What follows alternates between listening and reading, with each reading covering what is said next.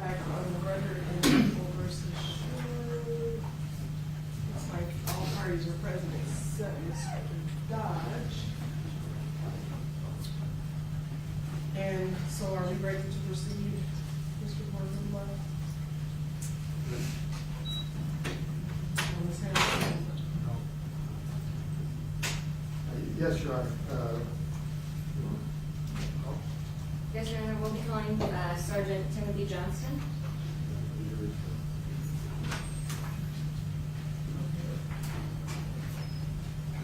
So I wasn't asking if you were an acquired witness because the jurors aren't in here yet. So Oh, okay. I just wanted to know if you were ready. Or if you need to address anything before they come in. And since it's on your, That's what we figured to do. since we're on your case, that's why I asked you first. So anything before the jurors come in? Not outside the jury. We're ready to.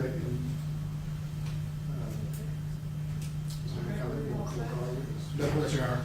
I got a renewed motion. I don't know when you want to address that. Sure. Dodge, anyone have one? Okay, and Mr. Dodge is now present. I did say you weren't here, but you're here now, so. I'm sorry, I'm also the printer, so I'm running things around here. But I think it's fairly self-explanatory, Judge, as far as just renewing the objection and just putting into the record the defendant's arguments on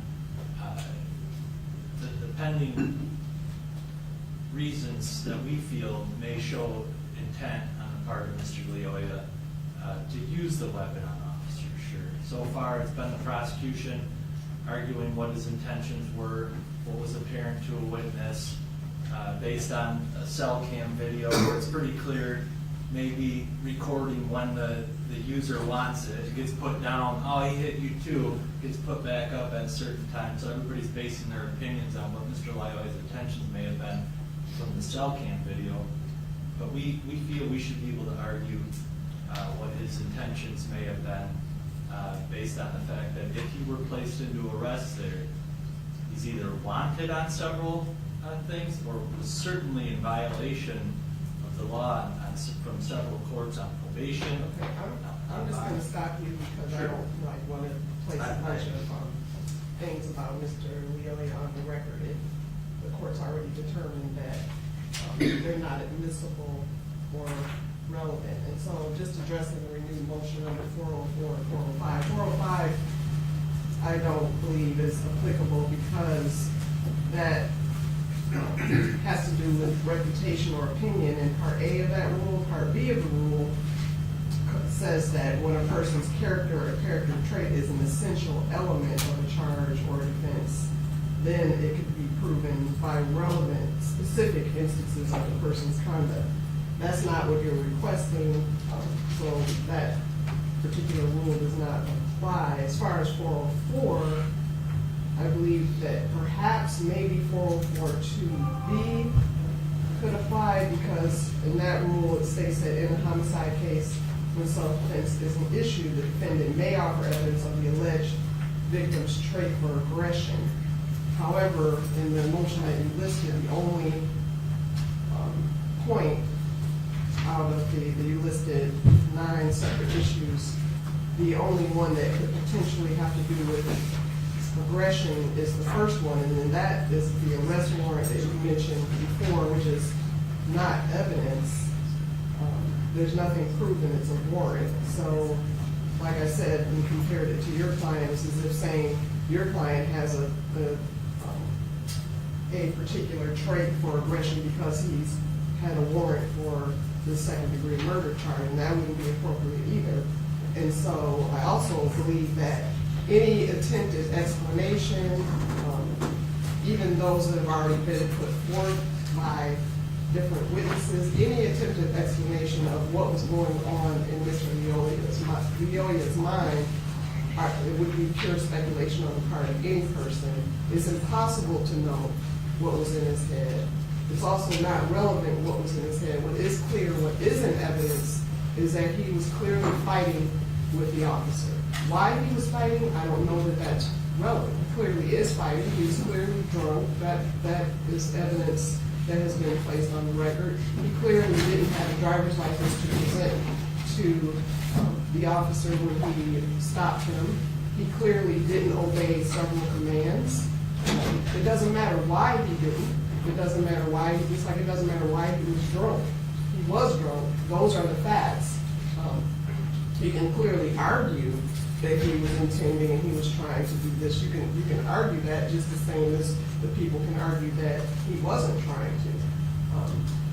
So because his character is not an essential element, this particular, again, trait for aggression, the only one that we're doing is the arrest warrant that was pending, and there's no evidence that Mr. Lyoya was even aware of that warrant. So, Your Honor, but there were, just to note, there are several other warrants, for some of them for years.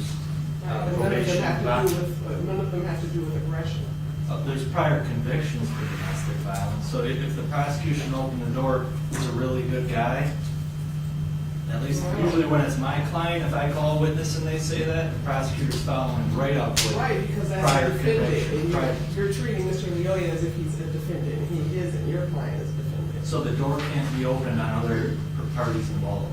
Not from what I've heard so far, for sure. So the prosecutor can argue that what they feel his intentions were. His intentions, opening statement, his intentions weren't to use the His taser. intentions were definitely to fight the officer. His intentions were definitely not to comply with his commands. I'm not sure to say, did he intend to use the taser? I don't know how you get that from what you're trying to report. That's what they said. They said his intentions weren't to use the taser. Okay, so. But, so, and I I'm want just saying, it's fair argument that maybe they weren't, but maybe they weren't.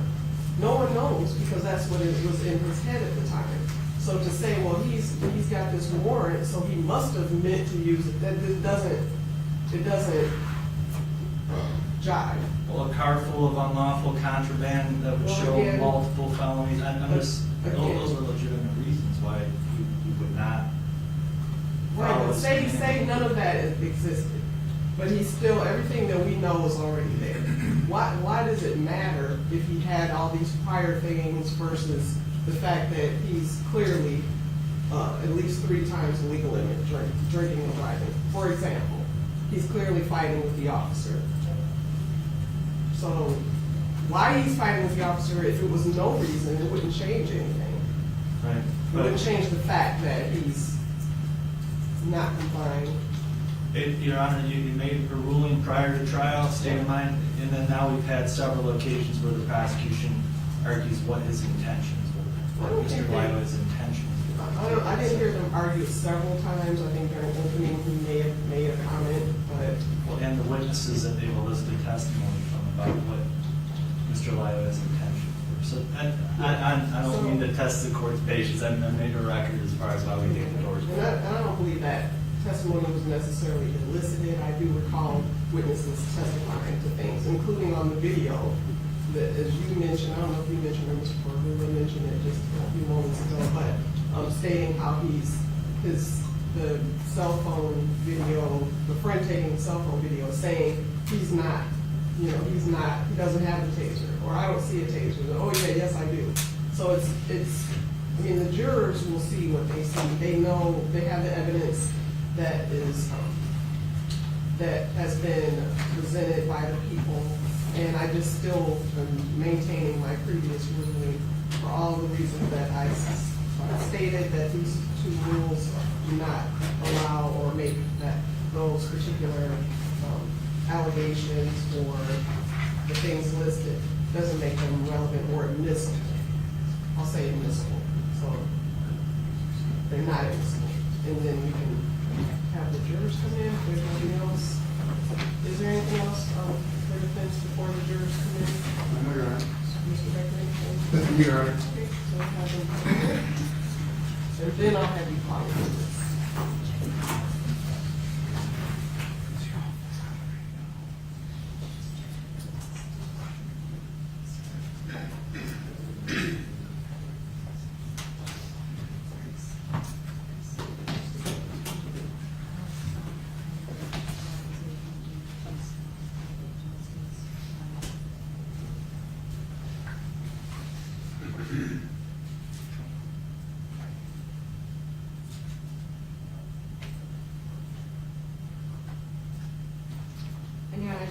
record, the parties have stipulated to Exhibit L4 and Defense Exhibit EE for this witness. Is that L4? L4 and EE. And is that, Mr. Becker? Mr. Your Honor. And L4 and we are now admitted. Thank you, Your Honor.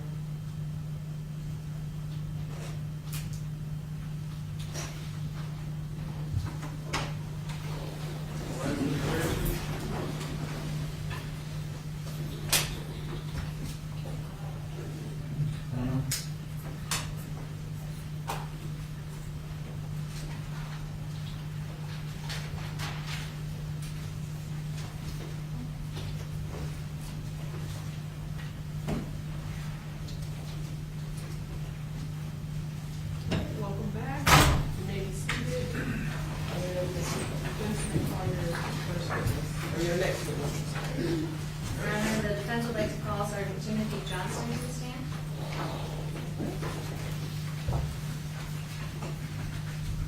And sir, before you take your seat, if you please raise your right hand, my clerk will swear you in. Do you solemnly swear that the testimony you're about to give in this matter will be the truth, the whole truth, and nothing but the truth, so help you God? I do. Thank you. You may be seated. Thank you. Whenever you're ready. Good afternoon. Good afternoon. Could you please state and spell your full name for the record? My name is Timothy Johnston, Timothy Johnston. What is your current occupation? I'm currently retired. Have you had were you previously employed at GRPD? Yes, And that's the Grand Rapids Police Department? that's correct. And since you left the Grand Rapids Police Department, have you had a haircut since then? No, I have not. And while you were employed there, what was your position? I started out as a patrol officer on night shift and worked for 28 years on the street as a patrol function, and the last several years as a supervisor on patrol. And can you briefly describe what your duties and responsibilities were around the time of April 4th of 2022? Yeah, that was a day I actually came in on overtime. They were short-staffed and were asking for volunteers to come in and work. And I was assigned to the East Service area as a supervisor. Can you describe what the East Service area is? It's one of the geographic areas that Grand Rapids is divided up into teams cover. So the East Service area is generally from Cottage Grove, which is just south of Hall Street, and it runs all the way south to 44th Street out by Kalamazoo. And then east-west boundaries are from Clyde Park all the way out past the East Belt Line to East Paris. And I think you had mentioned that at that time you were working overtime because they were short-staffed. Yeah, the week prior, at the shift that I work, announcement was made that they needed volunteers to come in and work that day. How many people were usually assigned to the East Service area? That service area is usually assigned 7 to 8 officers and then 1 supervisor. And how many officers were assigned on April 4th of 2022? I believe at the time of this incident, I think there was either 3 or 4 officers and then myself. Okay.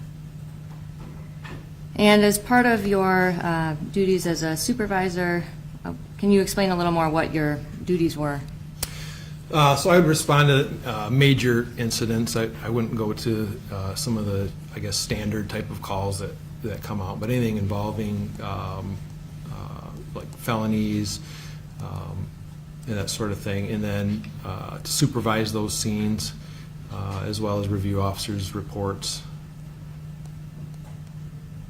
Okay, and that day were you in the field? Yes. Okay.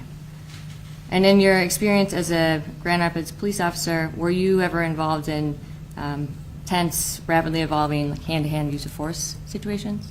Yeah, I worked the entire 28 years on patrol, so I mean, if I averaged only 4 a year, it'd put me well over 100, I think. So I want to go back to April 4th, Monday, April 4th of 2022. You mentioned that you were working that day. What time did your shift start? My shift started at 6:30 a.m. Okay. And before this incident occurred, which was, I guess, between 8 and 8:15, where were you? I was at the parking lot of the Croc Center at Division in Alger. Approximately how far away is that from where the incident occurred? It's 8 city blocks for a mile. I guess it's probably about 3 miles, maybe 2-3 miles. How long did it take you, I guess from the time that you heard Officer Schurr calling out the traffic stop, how long approximately would it take you to get there to? Between 2 and 3 minutes, I believe. And do you recall hearing Officer Schurr call in a traffic stop? Yes. And when you hear someone call out a traffic stop, what is the common practice at GRPD? If you're available, you would slide by or start heading that way until we know that everything's safe and that there's not, I guess, every traffic stop's an unknown risk traffic stop. And can you explain what you mean by unknown risk? Sure. I was a field training officer for 24 years, and so we teach high-risk stops and unknown risk stops. An unknown risk stop, any stop is a potential threat. You don't know who's in the vehicle, even if it's for speeding or what may seem just to be a traffic violation. We still have tactics that we employ to keep ourselves safe until the conclusion of the stop. And so that you typically will have at least one person respond, even if help isn't explicitly requested? Yes.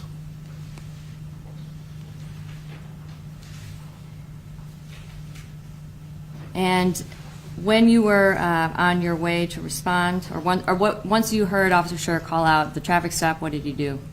At the time I was on a phone call from another officer. I'm also was the supervisor of our mounted unit team, and I was on a phone call with another officer that had a scheduling issue with that, and so I was at the point, I think, that Officer Schurr called out that he had somebody running. I ended that and responded code 1. And can you explain to the jury what code 1 is? That'll be activating all the emergency equipment on the vehicle, like sirens, exceeding the speed limit. And you had mentioned you heard him say the second, or just say, "I've got one running." Is that Yes. correct? Okay. And did you hear Officer Schurr call out another command or request on the radio? I did hear him ask to send more cars. What did you interpret that to mean? I could hear in the radio transmission sounds of like a struggle, heavy breathing, the I guess tone or inflection in his voice. Can you describe what that tone was like? Labored and I guess an excited, elevated tone, desperation. And at that point, what did you do? I was already going in that code 1 response. I think that was, I don't know if I was halfway there yet or something like that. Just continued as fast as I could to get there.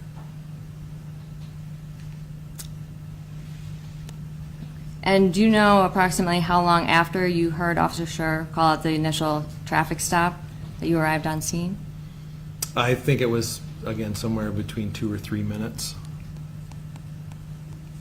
And that would have been potentially from when he called out the request from that he had one running? Yes. Okay. And did you hear him give any other requests over the radio? I just heard I was probably maybe 3 blocks from the scene or his location that he was at when I heard him get on the radio again, stating that he'd been in an officer-involved shooting. And when you heard that, what was your initial response?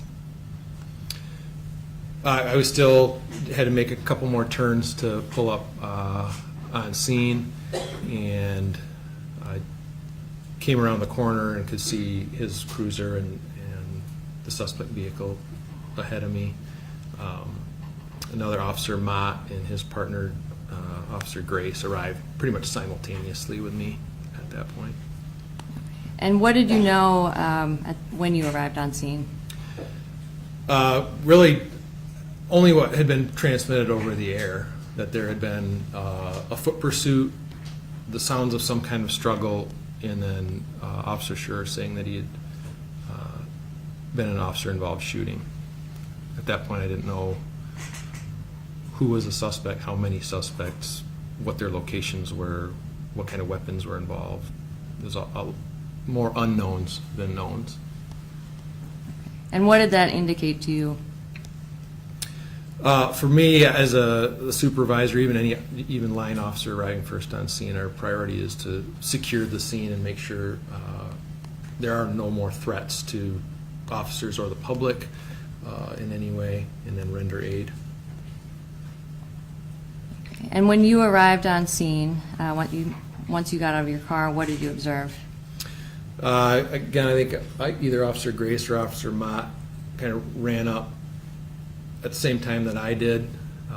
As I approached, I could see Officer Schurr off the side of the curb to my right as I was running up towards him. It looked like he was next to a tree or behind a tree. I still didn't know how many suspects there were. And Officer Schurr was either leaning on the tree or kind of hunched over, breathing hard and just pointing. And what did that indicate to you? That's where I should focus my attention.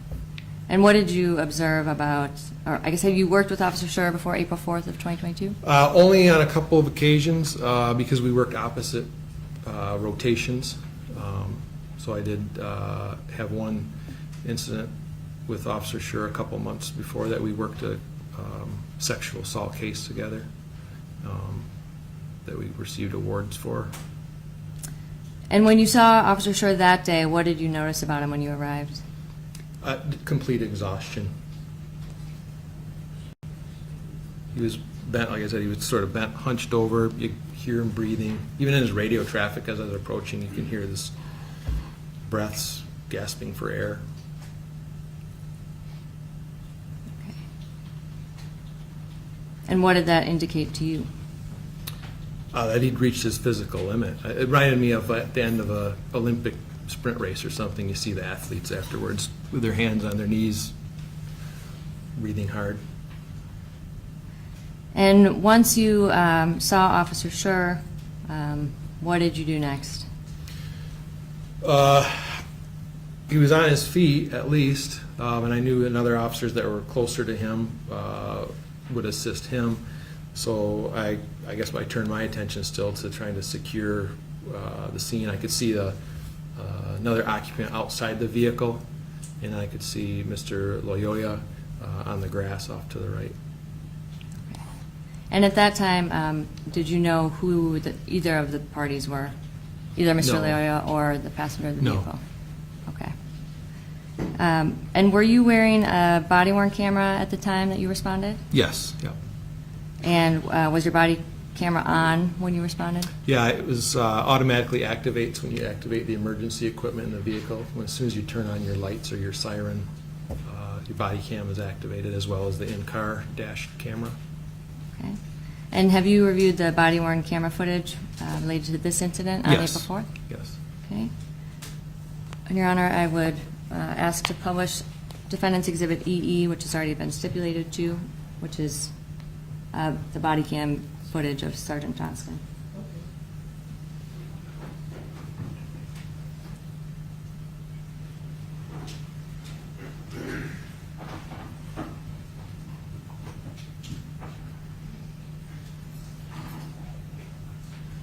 Could you turn the lights down too, please? Thank you.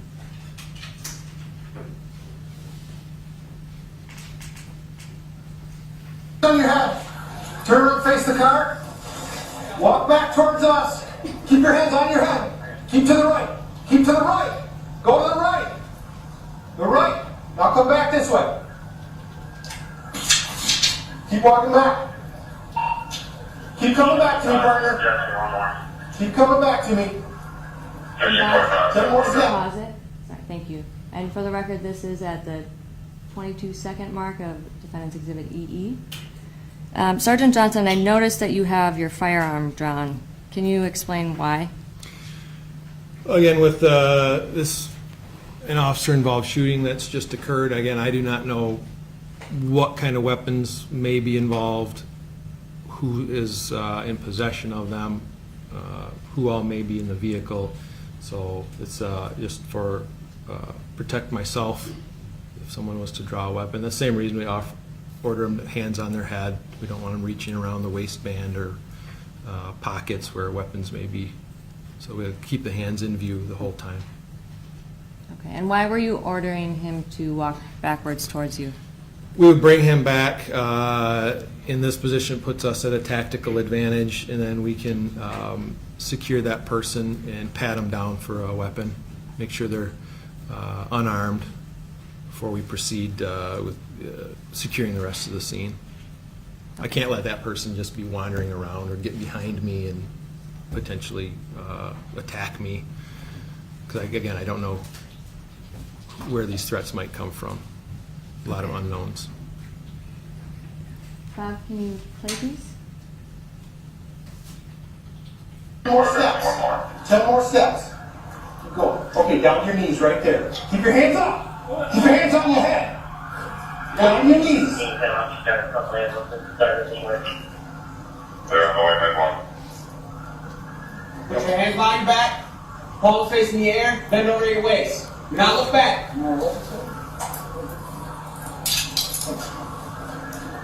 They're stadium, so they figured it out. Pause it again, please. So we're at 49 seconds of Exhibit EE.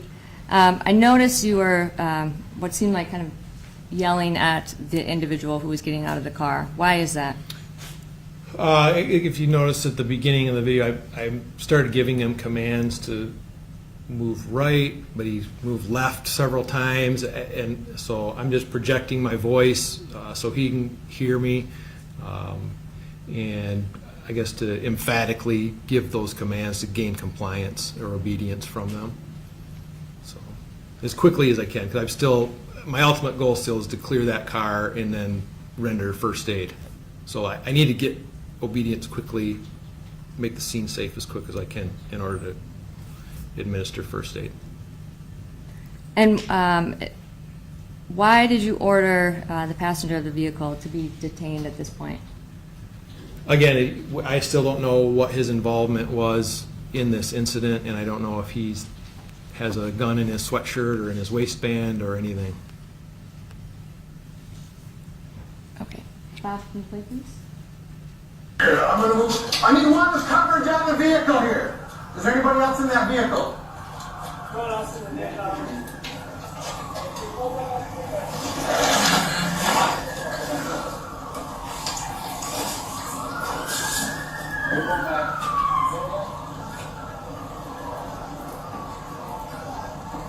Okay, next car up. Anybody else in the car, make yourself known now! Yep, we're gonna clear the car first. At this point, I'm waiting for more officers. That's why there's a pause here. There's no backup yet. I'm just waiting for another officer because we go up in either a 2 or 3 man team to clear a vehicle, but nobody's available. Okay.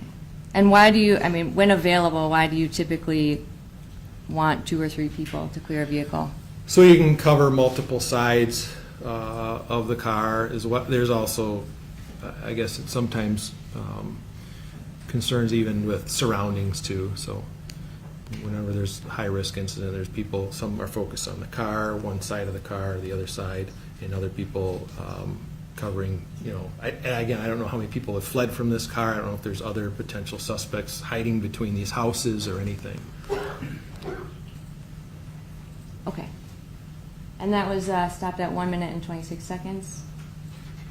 Bob, can you play, please? Javon, Nick, you guys with him, you go clear the car from driver's side. We're gonna keep rubbing on here. Yeah. You're good. Who's going over here? You need. All right, Ted. You two go up and clear that car. I'll come with you. 16, we're gonna get back to the northwest. 10-4, you're And not Bob, seeing can the you pause it headache. here, please? And this is 1 minute and 51 seconds. I notice everyone has their firearms drawn at this point. Why? Again, this is standard police training, that this is an unknown threat in this vehicle. For me, at the beginning of my career, Officer Scott Flahive from Grand Haven was killed going up on a car like this because somebody was hiding in the back seat and shot through the door at him. And we always will stop even behind that, called the C pillar, that block between the rear window and the back seat, and you sort of use that as a shield for yourself to even look in that back seat, make sure there's not somebody crouched down in there before you move forward and look in and move forward up to the driver's side or the driver door. Okay, you can play. Heading to the north, off of Warville. 1918, looks like you're coming in. 1918, I'm gonna roll Can you see anything in there? 17, 46, and 17, 15. Okay, this right in front. You got those direct information. They are from that side.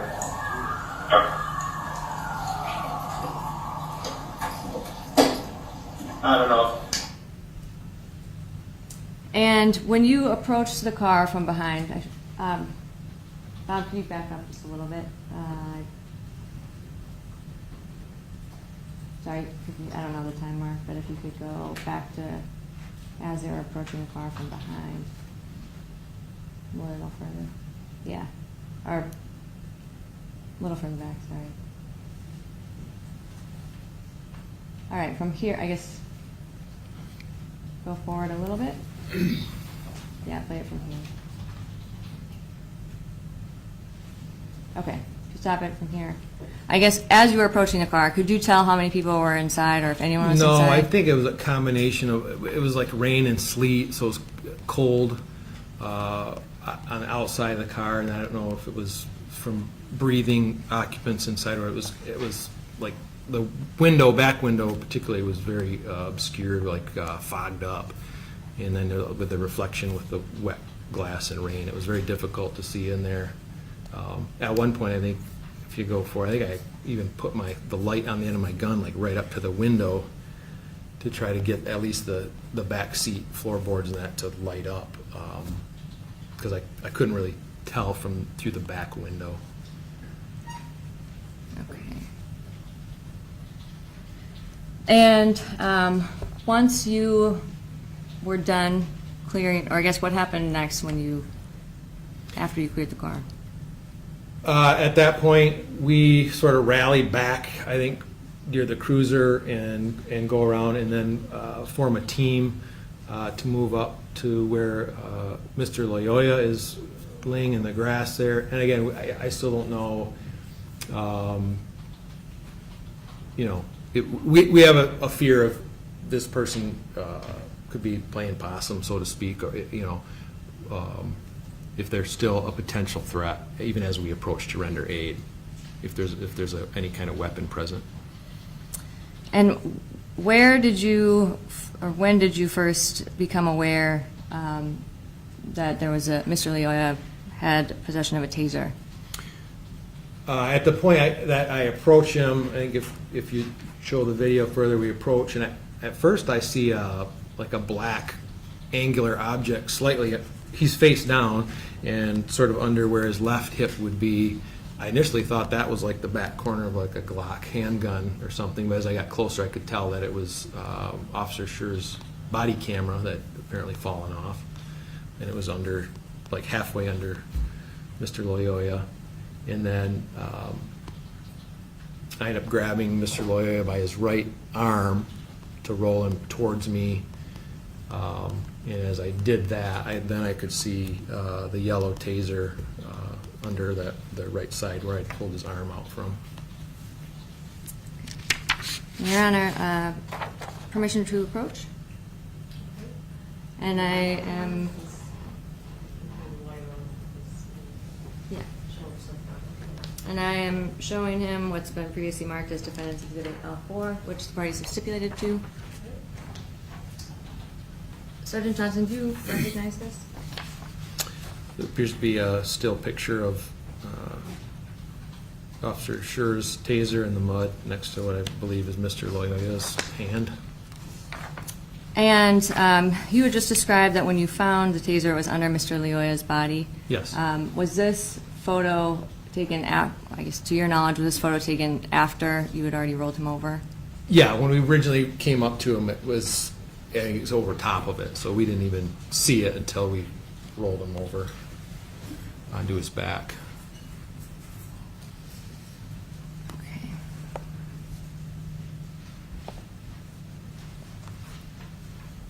All right. One moment.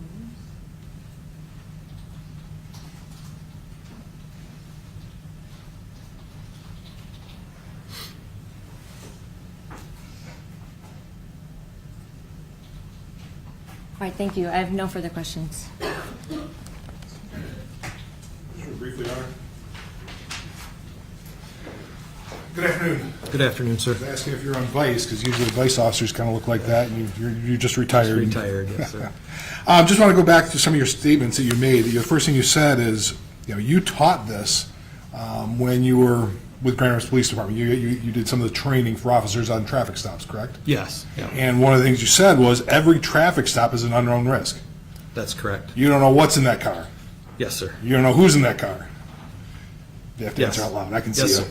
And quite frankly, there's a lot of times with guns in cars in Grand Rapids. That when you were working, that was an issue. Yes. That was not uncommon to find a gun on a person in the car No, not uncommon. and between the seats in the car, It's very common, under the seat of a car, even more common. even more common. So, guns, and going back to some of your training, I've got some training records here. When you talk about training, did you train the recruits or are you training officers? They go through what was labeled an in-house training through our training unit, and then once they're put out on the street, they enter the field training program, and they have officers that they're with a 4-week through different phases, and I was one of those field training officers. But in terms of even the training, I think a lot of the training, when you train those people, they talk about, even when you start, is the danger of weapons in a car. Is that a fair statement? Yes. That you have scenarios where you may have one person with a gun in the car or two people in the gun in the car, correct? Yes, sir. And when you're doing an unknown traffic stop, that's part of the unknown traffic stop is you basically approach every car that it could have a weapon in it. Is that a fair statement? Yes. All right. And one of the things you said, and it kind of backs up did you have an opportunity to review your report? Yes. Okay, and I've highlighted some of the things in your report, and you kind of testified to this. My goal is to make the scene safe as quickly as possible so we can safely move forward or render aid. So you definitely want to render aid to Patrick, correct? Yes, sir. But without being attacked or shot by the subject standing outside the car. So you were worried about that? Yeah, again, I don't know. You have no all idea? unknowns, yes. And even at that point in time, though, you at least had, 4 officers, because you said you responded 2 pulled up at the same time? A 2-man unit, that was Officer Grace and Officer Mott. And then, The defendant, And then Officer Schurr was, and then yourself. yes. So there's 4 officers, but you were still concerned, even with 4 officers on the scene, that you didn't know who was in that car. Correct. You didn't know who. Ame is his name. If the passenger was armed. Yeah, we still have 2 suspects. Sure. Mr. Lyoya, that's on the ground. So, and then Officer Schurr is obviously out of commission because he's so exhausted. I wouldn't even consider him a usable asset at that point. But there's at least 3 of you. Yes. So you clearly outnumber the passenger. Yes. But there still could be somebody in the car because you don't know. Correct, sir. And that's one of the things you said. And one of the problems was, even in your report, the rain and reflections on the car windows obscured my ability to see clearly inside the suspect vehicle. Yes. So that was an issue because it's a complete unknown in there. There could have been somebody else hiding. Yes, sir. And that's why you kind of go through all that we saw on your body cam. Yes. All right. Thank you. I have nothing further.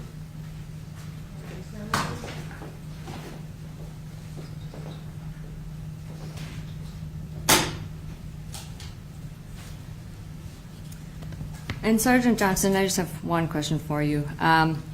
You were asked about the passenger, but you weren't worried about the threat with him anymore because he immediately complied with your commands, right?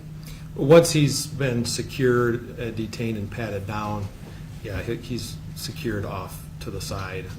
But somebody's got to be his, keep custody of him, so that takes another officer out of, my available assets there, and I have to wait for more to respond to fill those positions.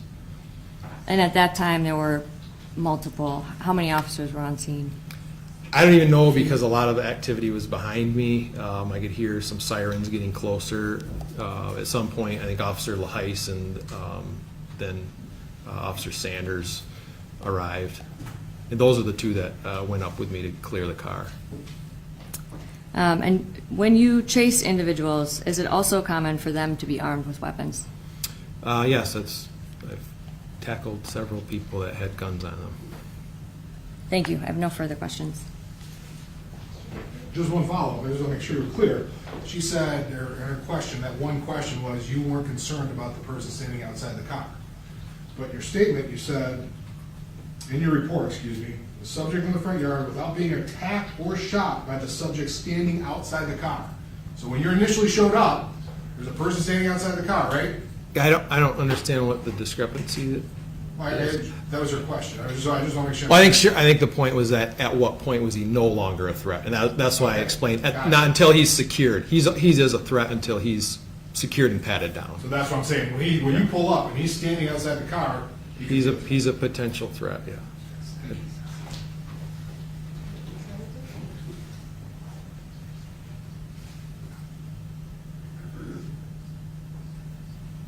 No further questions, Your Honor.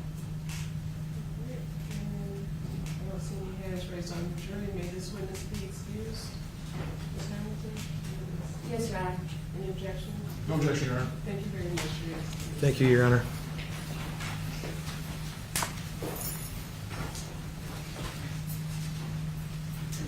Your Honor, the defense calls Sam Mott.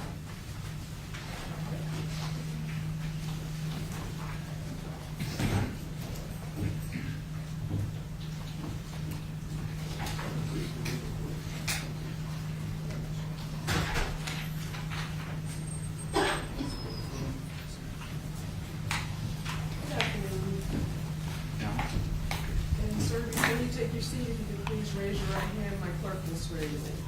Do you solemnly swear that the testimony you're about to give in this matter will be the truth, the whole truth, and nothing but the truth, so help you God? I do. Thank you. You may be seated. Thank you, Your Honor. Good afternoon, Officer Mott. Good afternoon. Where do you work? Grand Rapids Police Department. How long have you worked there? Approximately 4 years. Okay, and what's your title and describe your job duties? I'm a patrol officer on our day shift. Okay. And were you on duty on April 4th, 2022? Yes, sir. Okay. Did you receive a call to respond to a scene involving a shooting by a police officer, Christopher Schurr? Yes, sir. Okay. When you received that call, were you in your car?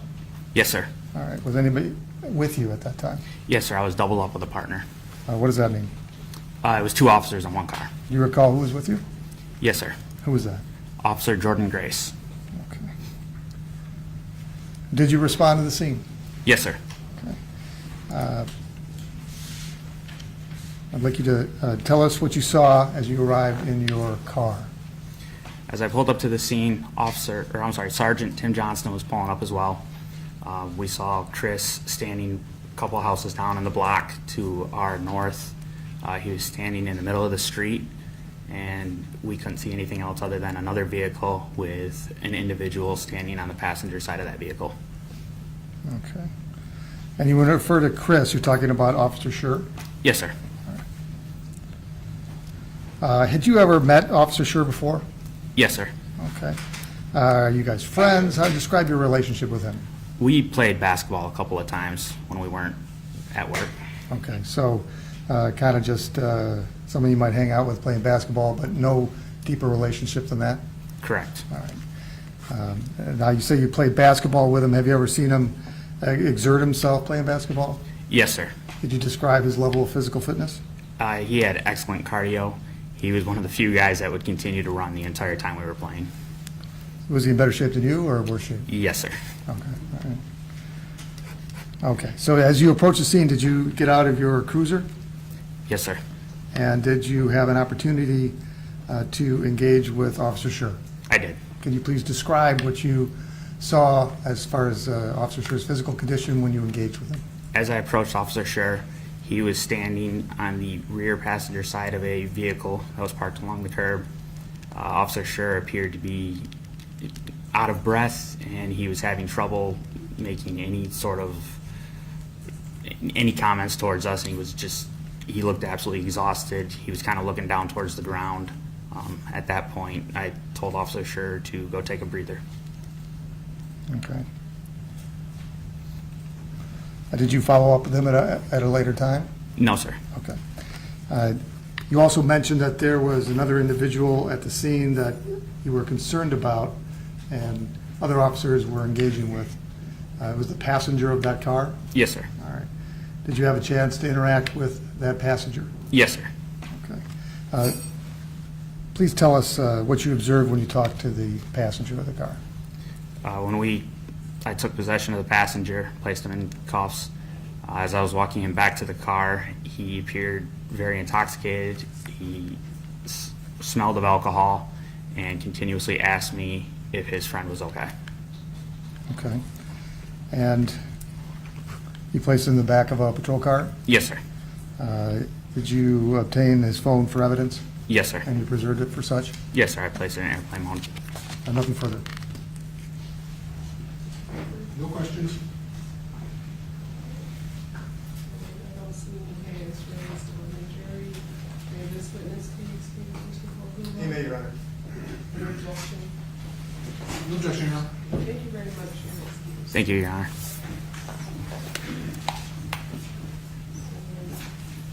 Defense may call your next witness.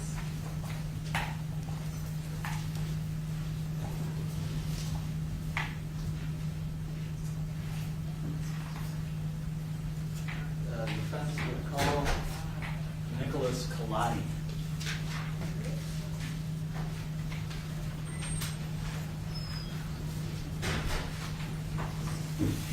Good afternoon. Good afternoon. And sir, before you take your seat, please raise your right hand. My clerk will swear you in. Do you solemnly swear that the testimony you're about to give in this matter will be the truth, the whole truth, and nothing but the truth, so help you God? Yes, ma'am. Thank you. You may be seated. Thank you, Your Honor. Good afternoon, sir. Good afternoon. Sir, could you please state your name and spell it for the record? Nicholas Kotti, spelled Calati. How are you employed, sir? Grand Rapids Police Department, And how long have you been employed with GRPD? 27 years. Okay. And, sir, were you on duty back on April 4 of 2022? Yes, sir. And assume you know the incident we're referring to on April 4, 2022. I am. And if you could just tell me, what were your duties that day prior to this incident? That day I was working as the patrol supervisor for the south end of the city. Okay. And what do you recall as far as how you became involved in this situation here with Officer Schurr? That early morning, Officer Schurr called out a traffic stop. Shortly thereafter, he called out a foot pursuit, and that drew our attention and started going his way. Okay. Do you recall where you were when you first heard the initial call out? Yeah, I was right around Franklin or MLK in Ionia, or 131 right there. Okay. And if you could just explain as far as what you do after those calls are coming out. When those calls come out, we activate our lights and sirens because it's emergency response. And then as I'm going as a supervisor, I help coordinate a response from the other officers or any other needs that we have, be it medical or anything like that. Okay. And did you ultimately go to the scene here? I did. And what do you recall observing when you arrived? When I arrived, I was not the first one there. There were a couple other officers that had arrived first. As I was approaching, we had coordinated what we needed. protected. We didn't see who we still had to make contact with, surroundings, like anything that could be dangerous for our officers, had to keep an eye on that and coordinate a rescue effort. And was it your understanding when you arrived that it was a situation where a subject had disarmed a police officer of their weapon? Correct. And is that a fairly rare situation for It GRPD? is. So was it treated very seriously, as far as very It was. carefully? Yes. Okay. Now, did you have the opportunity to view Christopher Schurr here? Yes, I made contact with him as soon as I got on scene. Had you known him before this? Yes. And if you can, explain what was his condition when you made contact with him? When I made contact with him, you can tell he was like worn out, tired. His face was pale, still breathing kind of heavily. I would say kind of like a slouched posture instead of having all the strength type of thing. Like if you were to sit up straight, as opposed to having a bunch of energy and after you have expelled all your energy. Okay. How long did you end up staying on scene, roughly? Do you recall? Quite a while? Yeah, for the duration of the day, pretty much. Okay.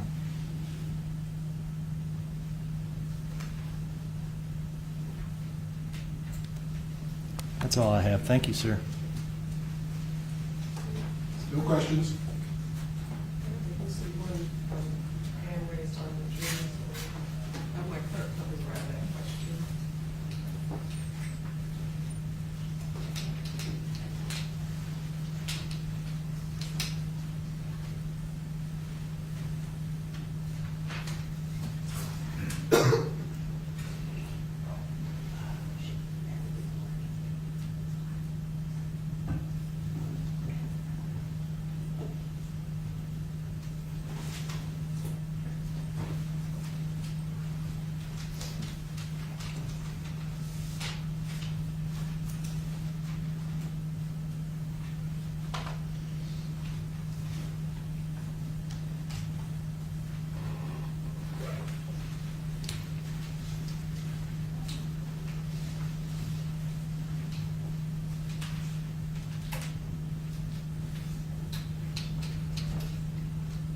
It's not really a question for the witness. So, if you want to approach him.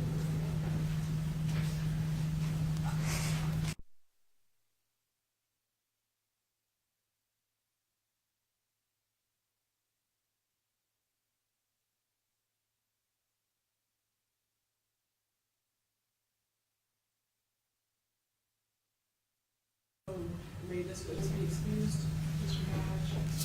Yes, please. Any objection? No objection, Your Honor. Thank you very much, Officer. And Defense, you may call your next witness. Your Honor, we'll be calling Captain David Seibert to the stand. And, sorry, Your Honor, before you do that, can you take a 5-minute break? I'm sorry. So 5 minutes is not long enough. We're gonna take a restroom break for this 14 people. There's not 14 restrooms. Sorry, maybe 15-minute break, so, okay. It's a little early for a break, but I guess we can have one now. She hasn't been in here an hour yet. I know, I'm sorry. We'll just do a brief, we'll do a 5-minute break, but we'll just take another longer break later, since it's only been an hour, so hopefully that's enough. And we will take another restroom break. So we'll come back in 5. Meanwhile.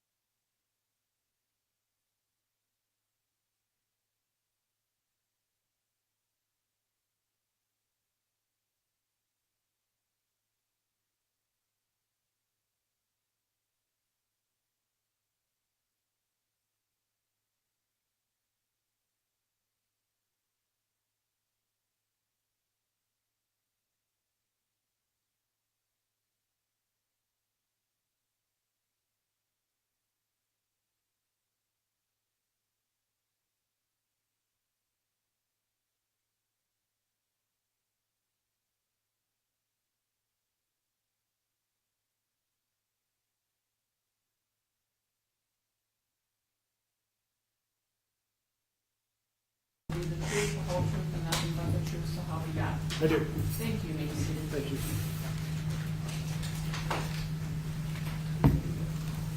Whenever you're ready, Mr. Thomas.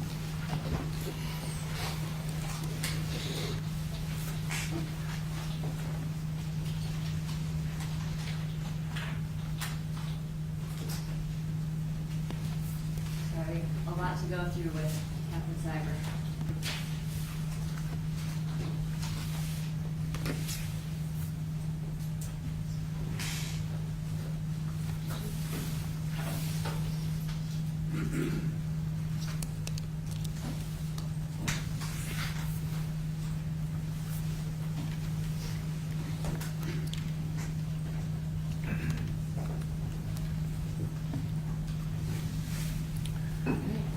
Good afternoon. Good afternoon. Can you please state and spell your name for the record? Yes, David Siver, D-A-V-I-D-S-I-V-E-R. And what is your current occupation? I'm a police captain with the Grand Rapids Police Department. Okay. And how long have you been a captain at the Grand Rapids Police Department? I've been a captain for approximately 3 years, or a little over 3 years. I've been a police officer now for almost 26 years. Okay. And can you talk briefly about some of the different positions you've held at Grand Rapids Police Department? Yes, when I hired on started out as a patrolman, was assigned to second shift patrol, also midnight patrol shift, and then in 2004 I was selected for the special response team, our department's full-time tactical team. Spent 11 years in that team, and then was promoted to sergeant in 2015. Worked nights and day shift patrol as a sergeant for a couple years, then went back to the SWAT team in 2017 as a sergeant. Promoted to lieutenant in 2019, was the midnight, one of the midnight shifts shift commander, and then in February of 2022 was selected to take over the training unit until a couple years back. We had a little reorganization that became a captain's position, where now I oversee the training and engagement division, which houses the training unit and the community engagement unit, kind of our hiring, recruiting arm, and our training arm.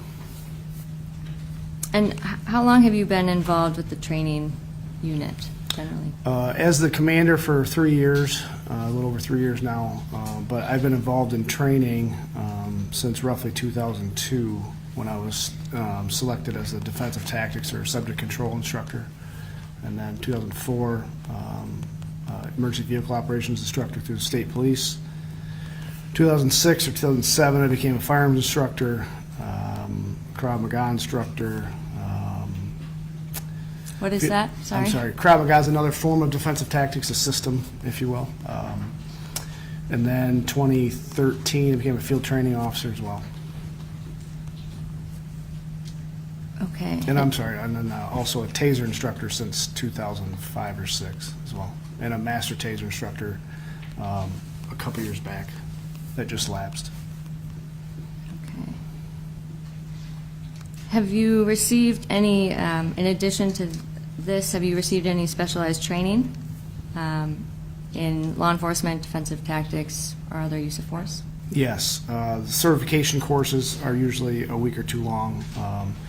And then I also have attended the Force Science certification course. That's a week-long course.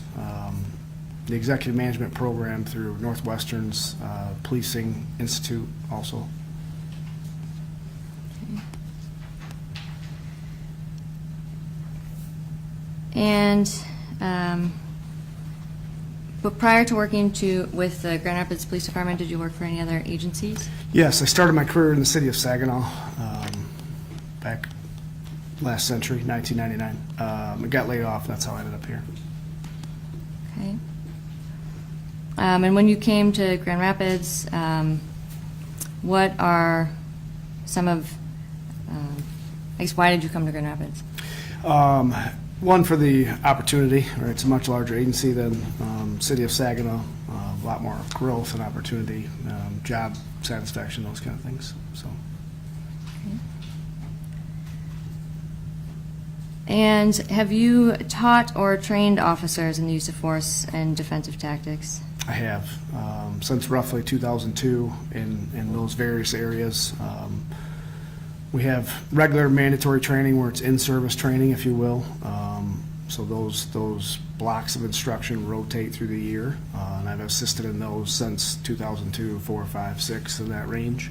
Also, during my tenure on the SWAT team, we trained pretty much every week, and I assisted in instruction or teaching in those areas.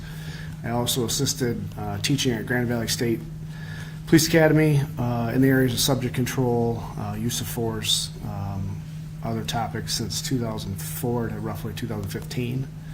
And then I also taught a couple sessions at Kalamazoo Valley Community College, 2005, 2006, in those areas as well.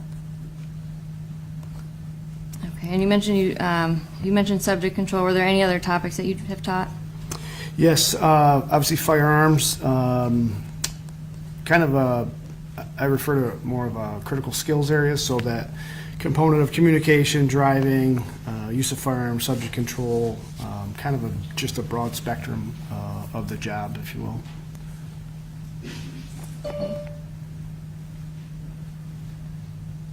And in addition to the certifications you spoke of, the force science and the Northwestern policing, have you completed any other advanced courses or certifications in regards to the use of force? Just the Master Taser program. And who is the, can you explain what the Master Taser program is? I'm sorry. Yes, I think you've heard from the Axon rep. Axon is a parent company that manufactures our body cameras, our tasers, a bunch of different devices and equipment. So the Master program is an intensive week-long program where they take you through the history of the taser weapon systems, from the invention of them, every model that's still currently manufactured. While some agencies, currently we have the Taser 10, some agencies still have the Taser 7s, some have the X26s. So they take you through the history, the nomenclature, and you're required to understand how to operate, diagnose, train, on all of those areas, along with some skill building exercises. And then you have a bunch of written and practical exams at the end. And the concept is you're a master instructor, you can then anywhere in the country go teach a Taser class for an agency and certify instructors for that respective agency. Okay. And are you familiar with Grand Rapids Police Department's policies on the use of force and practices and procedures? I am, yes. How did you become familiar with those? Through being part of the training cadre. Historically, our agency has always had instructor development sessions or instructor days.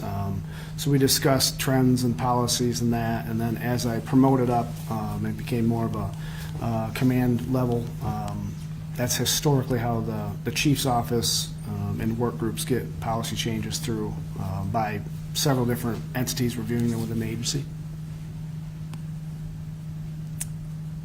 And have you reviewed the specific sections of the policies that were in effect at the time of the incident involving Officer Schurr, which Yes. is April 4th of 2022? Yes. Okay. And Your Honor, this is marked as Defendant's Exhibit G, I believe.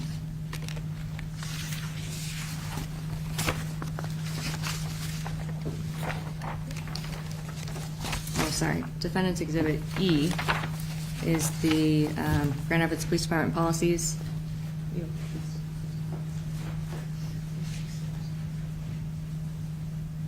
So E is all the policies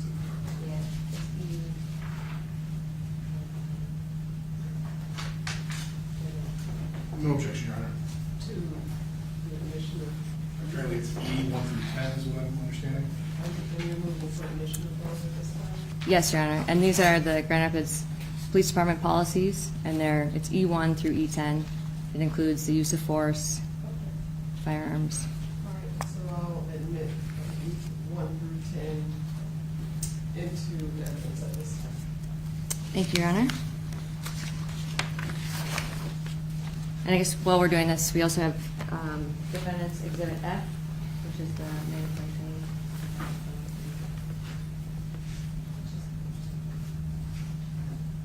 And it's Defendant's Exhibit F 1 through 18. No objection. To F1 through 13? 18. 18. And you said no objection to their admission?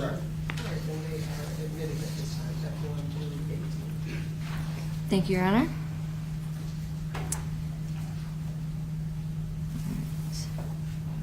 And Captain Cyber, how many times have you testified in court regarding GRPD matters? Over the course of my career, I would estimate probably in the about 100 range, maybe. And in those cases, who are you usually testifying for? Many times for the city attorney's office here in GR, and then the county prosecutor's office as well. And at this point, have you had the opportunity to review the video footage from Officer Schurr's body camera and dash camera and the passenger's cell phone video from the incident on April 4th? Yes. How many times would you say you viewed those videos?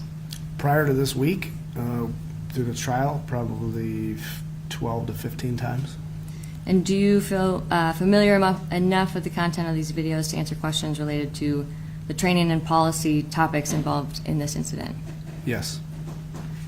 And have you reviewed the facts of this case? I have. And did you form any opinions regarding the use of force by Officer Schurr? I have.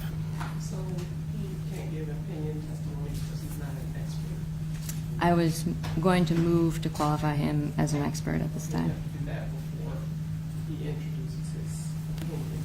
Yeah, I was not going to ask him for the opinion. I just had asked if he had formed one. But at this point, we would move to have Captain Cyber recognized as an expert in the Grand Rapids Police Department training policies and procedures. Any objection? Just simply for Grand Rapids Police Department training and policies, that's fine, Your Honor. So he will be considered an expert in Grand Rapids Police Department training policies and procedures. Is that what you said? Yes. So he shall be considered an expert in that field. Thank you, Your Honor.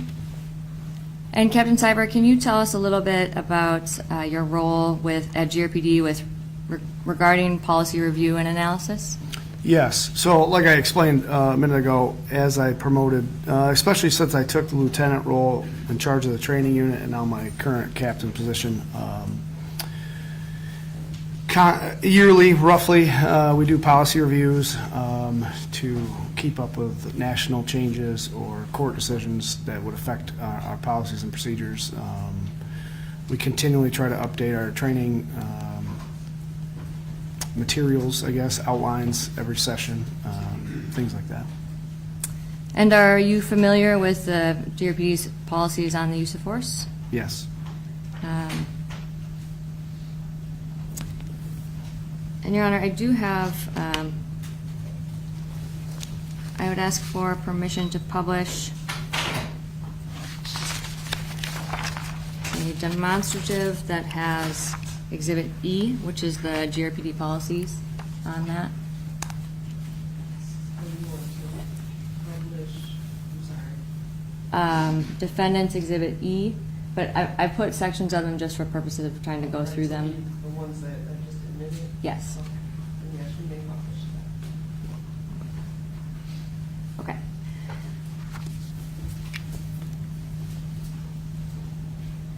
All right.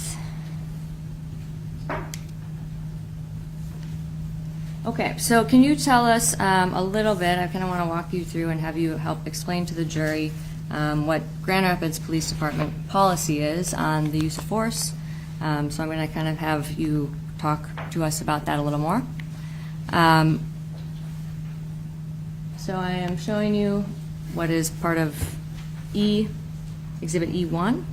Can you explain a little bit, can you explain what GRPD relies on for their use of force policy and what that is? Yes. The Supreme Court case, Graham versus Connor, is the basis, the framework for our policy. As you can see, the language in there, reasonable amount of force, reasonable threat of death or serious bodily injury, number 3. The fleeing felon, that's Tennessee versus Gardner case, but yeah, that's the framework for our use of force policy. And how do you usually, I guess when you're talking about the Graham versus Connor, can you explain to the jury what you mean by that? Yes. So the term objectable reasonableness, which you can see that's highlighted there, some of the factors or things to take into account. The phrase totality of the circumstances, meaning the factors of that incident, that time, then, there. So you can see A through G, the immediate threat, safety of others, officers, and B and C, resisting arrest or attempting to evade arrest by flight. D, the term again, a reasonable officer on the scene. So these are all factors kind of combined together as you work your way through the reasonableness of the force. I'm sorry, this was a separate page for the page. Oh, sorry, Your Honor, this is policy 9-1.2, which is defendant's exhibit. It's still part of E1, it's just the second. It's like number 6 on this page. Yes. And then the other one was different. Yeah, for the record, the first slide we discussed was the use of force, 9-1.1, which is exhibit E1, section 1, 2, and 3. Thank you. All right, and now we are talking about exhibit E1, 9-1.2, section 6. So you had talked a little bit about the objectively reasonable officer standard. How does this standard guide officers in how to make decisions in high-stress situations? Well, mainly that kind of boils down to a similar trained officer in a similar circumstance or similar situation. Would they perform the same way or in a similar way? That's kind of the easiest way to boil that down. And the big factor is hindsight 2020 can't be used in evaluating that use of force, right? The comfort of your desk or your office or your couch as you're watching that video. That's not the goal. That's not the objective there. You can't have the hindsight 2020. You got to be able to articulate or look into it in that time and place. And when you say that, does that mean you have to? Can you explain more what that means? Like, who are you supposed to be? What perspective are you supposed to be evaluating it from? From the officer on the scene or a similarly trained officer, right? Put yourself in that officer's position. I could kind of use a sports analogy, right? When we're yelling at the TV on a football game or a basketball game, the Pistons last night, put yourself in that position. That three-point shot's not so easy, right? So the circumstances of that right there, not you removed and you're in the safety of wherever. You've got to put yourself in that position. So exhaustion, you're tired, you don't know, all these factors, the totality of the circumstances, it's an extensive list of things. You've got to be able to recreate that and put yourself in that situation or a similar trained officer as you're judging or evaluating that use of force. And is that part of what you do in your current position is evaluate It uses is. of I'm force? responsible for use force analysis and reviews, and we average between 500 to 600 use forces a year in the last, for pretty much my entire career. So, yeah, I'm tasked with that. I'm part of the use force review board. And you mentioned the totality of the circumstances, and you started mentioning some of them. And I would direct your attention to Exhibit E1, Section 9-1.4 to 9-1.5, and this is Section D. And you started talking about some of these topics.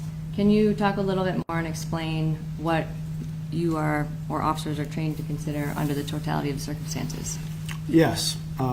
So that phrase, totality of circumstances, it's the tangible facts or the tangible things in that instance. So an easy one is size, right? Is the officer much smaller than the subject they're trying to arrest or fighting with? Exhaustion is on there. That has a huge bearing on use of force incidents. Weather, distance from the subject, the type of crime. And then the last one, and this isn't a complete list, obviously there's other factors that are going to play, but reaction time is a huge one because it's pretty well understood that action is usually faster than reaction. So again, sports analogy. A pitcher gets a pitch signal. He knows exactly where he's going to do it. He's going to be able to do it with relative control. The batter's got to react to that.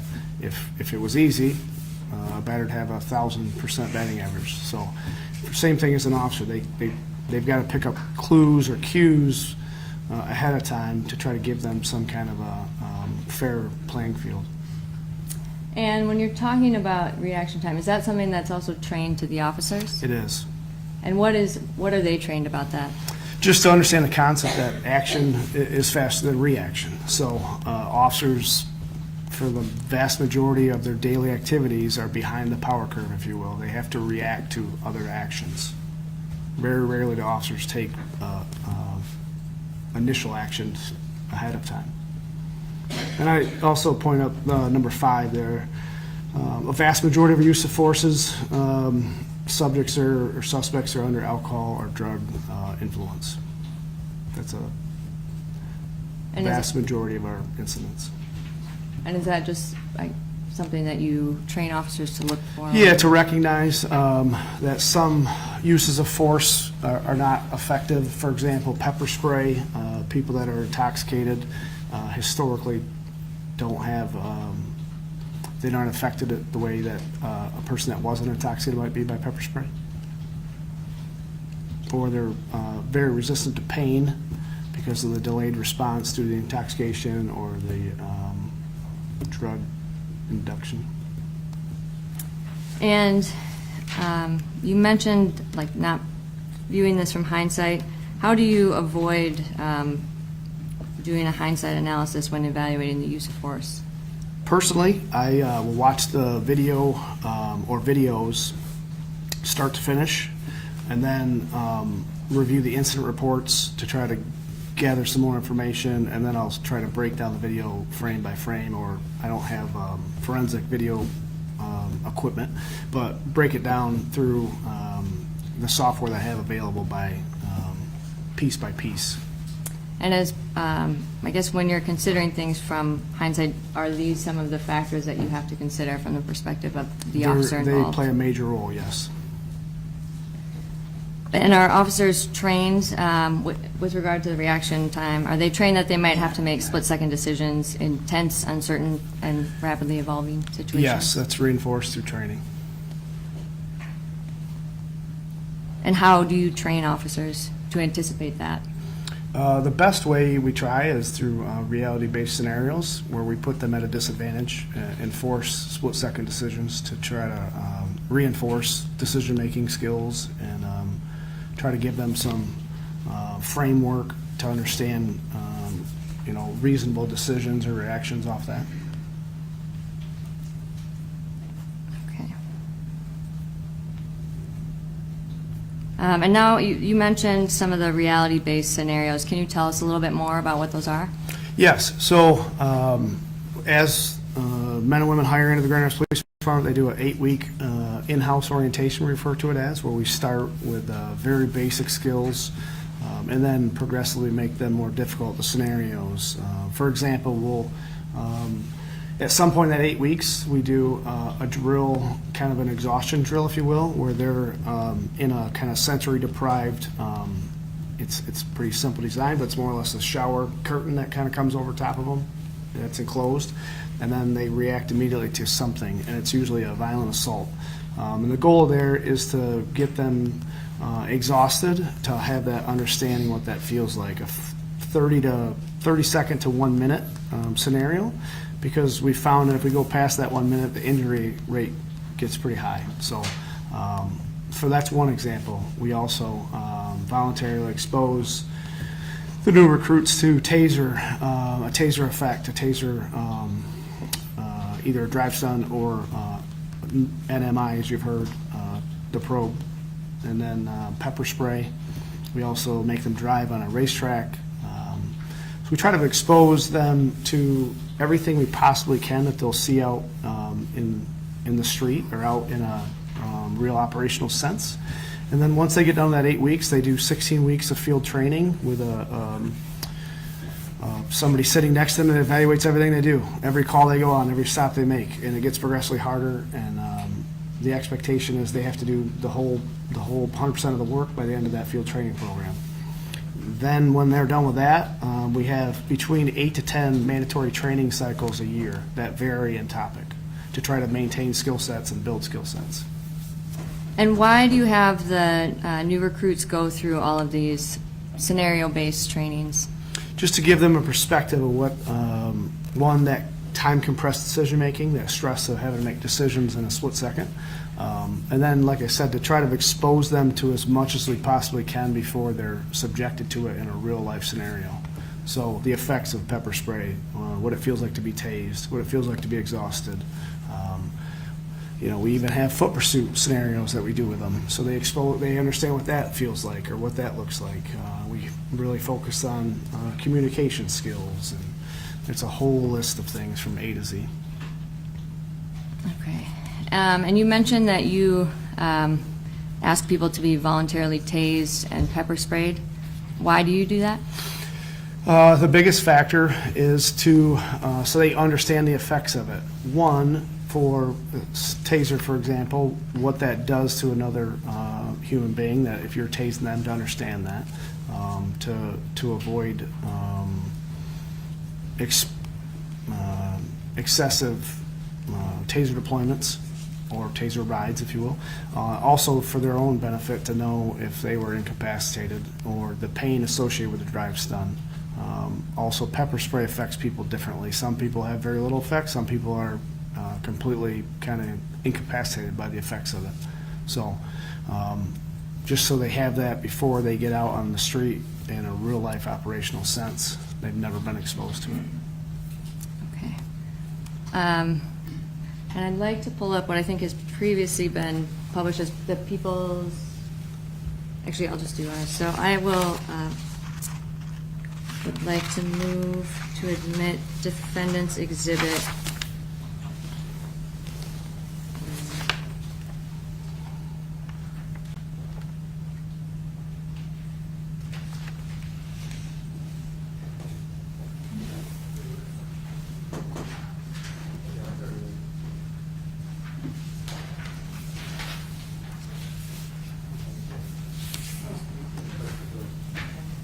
And Your Honor, I would have permission to publish defendant's exhibit J and K, which are the videos of Officer Schurr being tased. Okay. Those are good to consider. And Bob, can you pull up exhibit K, please? Or sorry, J.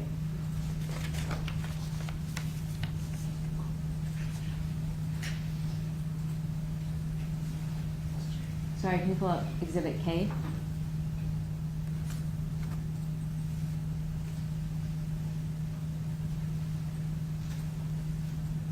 Okay. Sue, do you mind dimming the lights, please? I'm sorry. Could you dim the lights, please?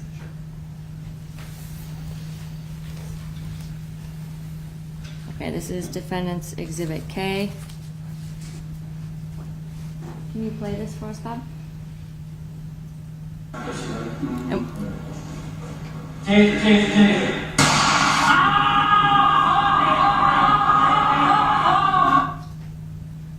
And is this the voluntary tasing that you had talked about? Yes, it's consistent with what we do. And if you notice, the retired captain now that actually tased Officer Schurr, he's well within that 4-foot range, and we do this to demonstrate various effects of the taser, where we'll get a quote-unquote proper spread of the probes to somebody, and then the next person we might do a close probe deployment to show that it's super painful, but there's varying effects to it, or we might drive stun somebody, or we might do a third point of contact to create that lockup or that NMI. So that is consistent with what we do, yes. And based on the close range that Officer Schurr was tased, how close do you think this would be? It looks like he's probably within about 2 feet of where he sends the probes. And based on that, how far would you anticipate that the probe spread would be? That's a previous model. That's an X2 model that when Officer Schurr was hired, we were still carrying. So the previous model, the T7, but in that range, it's probably about I would guess about a 6 to 7 inch spread from there. Okay, and as part of the voluntary tasing, why? I mean, I guess you've explained why, but do you notice that with different people, their reactions are different depending Yes. on their size? Mhm. And body mass, distance. Yes, and you can see we have to take precautions to, because if, say, Officer Schurr standing up, those two officers would be spotting him under his arms because of that concern of a fall hazard. So we vary the positions just to demonstrate effectiveness, or as you could see in that video, Officer Schurr is able to crawl a little bit, but he's obviously in intense pain. And without his arms being held, I don't know if he would have been able to move his arms or not. We get varying responses, like you said, by body size, ability. People react differently to being tased. That's for sure. And have you ever been tased? I have. And what was that experience like for you? Miserable. I will say miserable. I've been tased. Part of it was the instructor program. I think 3 times. I have not been tased by the Taser 10, thankfully. But yeah, it's. I've had different reactions each time. That's the unique part about being tased. Is one time you may lock up and not say anything. You may scream, blood-curdling screams. You may flail your arms with that quote-unquote lock-up, the NMI. I've also been drive-stunned 4 times, and that's yeah, very intense pain, and I relate it to like being hit with a blowtorch. That's what it feels like your skin's melting. Well, I think you're a brave person for doing that many times. That's also why I'm not the master taser instructor anymore. And yeah. So we could do a demonstration, but we can't. So, so when you're teaching officers what it feels like to get tased, are there any other things that you train them to think about when they're about to use the taser, or when they're about to use the taser? Yes, and that's why we do a ton of reality-based scenarios. We have specific taser-based scenario drills we do. Because things are dynamic, right? They're fluid. They're not like that mat room or the taser video where everything's static and I'm going to stand here, you're going to pull your taser, and I'm not going to move. So we try to demonstrate that through various different exercises to show, even though it might be a close probe spread, you could fire your other cartridge and get a lockup, or you could create that third point of contact by drive stun or touching that taser to the individual. So there's varying methods we try to reinforce that there's a whole spectrum of issues with the taser at times, so to try to work through that. And I would like permission to publish Defendant's Exhibit K.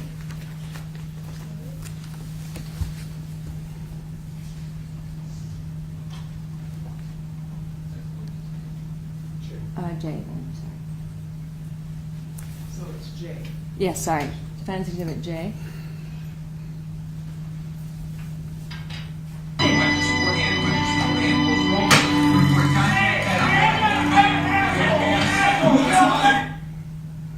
And you mentioned the close probe deployment. Is this what you were discussing? Exactly, yes. So Officer Schurr there is in very close proximity to it's just a leather wrestling dummy we use, so you can use live cartridges.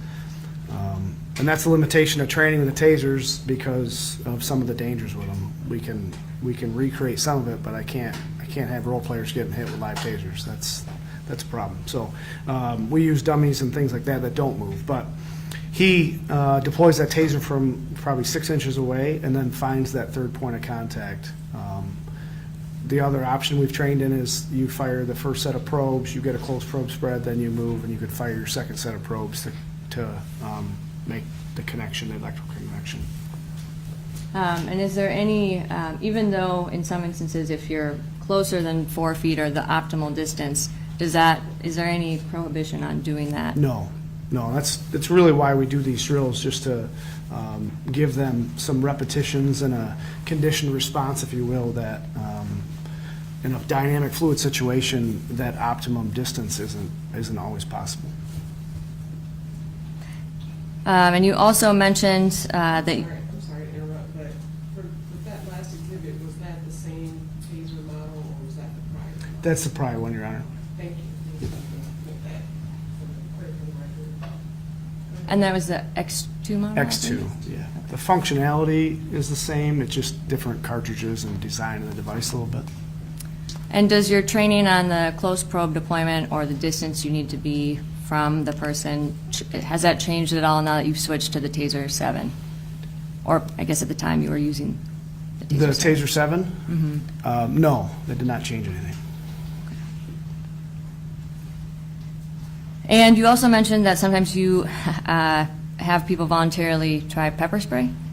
Or Yes, we expose themselves? I won't say mandate, however, strongly encourage people, unless they're prior law enforcement from somewhere else on lateral end. But again, for the same concept of to experience what that feels like, your eye ducts kind of shutting down and watering, and just the physiological responses you have to that. And if somebody's never been pepper sprayed, they don't know what their response is going to be. Like I said, some people completely shut down and can't really fight through it. Other people, it doesn't affect them at all. So that's kind of the first step, because in the course of your duties, pepper spray has some residual effects on us too when we use it in the field. And are you aware if Officer Schurr has been pepper sprayed? He was, yes. And Your Honor, I would have permission to publish the People's Exhibit 12, which I think is the graduation video. It's the People's Exhibit 12. You want me to play it? Switch to my computer? Yeah, if you don't mind.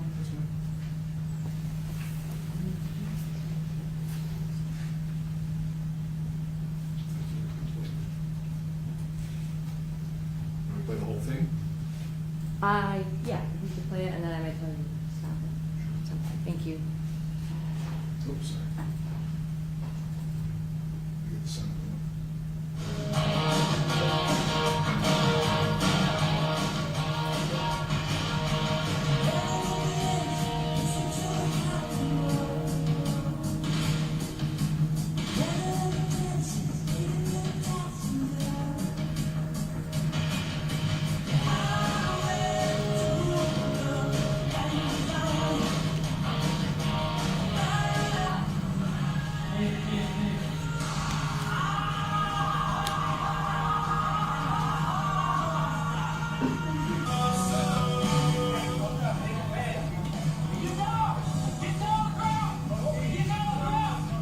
Can you pause it here? And Can I charge it with instrument violence charging years now? yeah, and for the record, this is defense or the People's Exhibit 12 at the 53-second mark. And you, Captain Seibert, you notice? Can you explain? Do you know why Yes. Officer Schurr looks like his eyes? Yes. Are So squinting? typically, when we expose our newer officers to pepper spray, we're out at our outdoor range.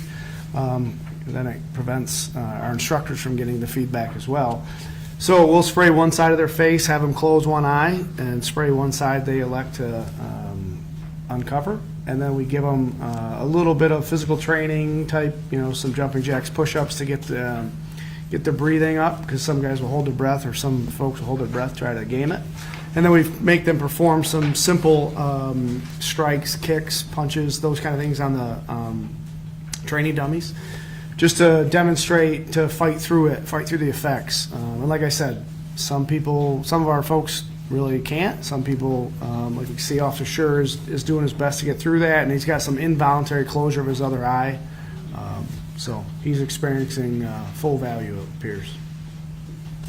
And when you, I guess, expose them, depending on their reaction, are officers required to use OC spray if they have a bad reaction to it? In the field, you mean, or? Yes. No, they're not required. And you also mentioned that you had been drive stunned in the past. Have you also been pepper sprayed? Yes. Would you say that the drive stun is the equivalent of pepper spray? I would not. Why not? The drive stun's, you've heard the concepts of pain compliance with some of these techniques, the kicks and punches and some of these techniques. The goal is to inflict some kind of a pain to gain compliance. And I relate the drive stun is the most intense pain compliance option, device, tool that I've ever felt. So pepper spray is nowhere near. It's uncomfortable and it takes longer to decontaminate and it has some lingering effects, but the drive stun is much worse. And have you ever trained officers to spray pepper spray, or how do you train them to use the pepper spray when they're using it on someone else? When we set up scenarios specifically where we want to try to elicit a pepper spray response, typically it's at a, where somebody's not obeying verbal commands, they're seated, you have some distance, because like I said, you'll get some residual splashback, if you will, you'll get some pepper spray back at you. So if I'm in close proximity to somebody, I pepper spray them, I'm going to get the full effect as whatever that person's getting, and anybody else around. So it's really designed in its best application to be a distance type tool. Do you ever train officers to spray it towards themselves? No. Why not? Because they'll most likely be suffer the effects of it. And what would be the harm? I guess what is the risk? I mean, you could see in that training video, the graduation video from Officer's class, he took one side of the spray, he's got one eye closed, and he's still suffering effects in both eyes. So without being able to shield one of my eyes, excuse me, there's a chance I can get at both my eyes and then have double the effect of it. The other issue is the design of the device. Can I show mine, I guess, for the jury? Not spray it, but just to show you the canisters that we carry and have carried for years has a thumb device in it, so it would be very awkward and odd to try to get my thumb in and point it back at me, right? So we instruct to use your thumb to spray it, not your finger. So that would be the other preclusion of pointing it back at me. Okay. And where is the pepper spray located on your duty belt? In front of whatever dominant side you have, whatever hand you write with. I'm a right-handed person, so I have it on my right hand in front of my gun. Okay. And is that where, do you know if that's where, or do all officers carry their pepper spray there? The vast majority do. Okay. Whatever their strong or dominant side is. Okay. And are there any issues with trying to use the pepper spray if you're at the optimal distance? Is it effective on everyone? No. I think I mentioned earlier, historically, people that are intoxicated or under the influence of narcotics, a lot of mental health type crisis, people that are affected by that, it has very little effect or no effect. There's also some outside the kind of norm folks that just don't have any effect to it, whether they're stone sober or not. And in your experience, does it typically work to on certain people who may be intoxicated? With limited success in my operational use, I guess. Okay. Mr. Becker, if you wouldn't mind playing the rest, I don't know.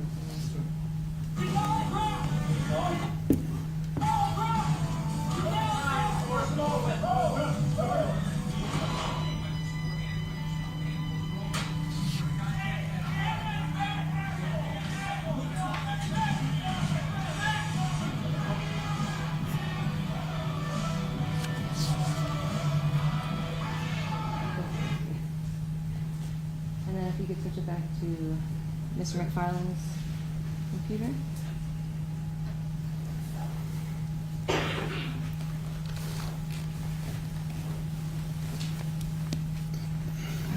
And when you were talking about the drive stun, you had mentioned you had been drive stunned multiple times. Yes. And have you ever trained officers, or would you equate the drive stun potentially to the eye as equivalent of a thumb? No. Why not? I guess I would say a thumb, you'd have to know kind of how to inflict that damage to the eyeball, where that electricity coming off the end of the model of Taser. Again, like I said, I relate it from my experience of being drive stunned 4 times like a blowtorch. So I don't personally want to have it anywhere near my eyeball. And I would think that's going to cause a lot more damage, but I'm not a doctor. So. And without getting too much, what do you train, or how do you train officers to use the taser? To use the taser? Like in the video, for example, that drill that officer does during his recruit class, close probe deployment, where you fire the taser, activate it, pull the trigger from any distance, and then you know that you've got a short probe spread, so you follow up with that third point of contact, or fire the other set of probes into the person at some point, because then that would give you the distance you need between the probes. We've never taught to remove your cartridges to effect a drive stun. That's just not in our training philosophy or program at all.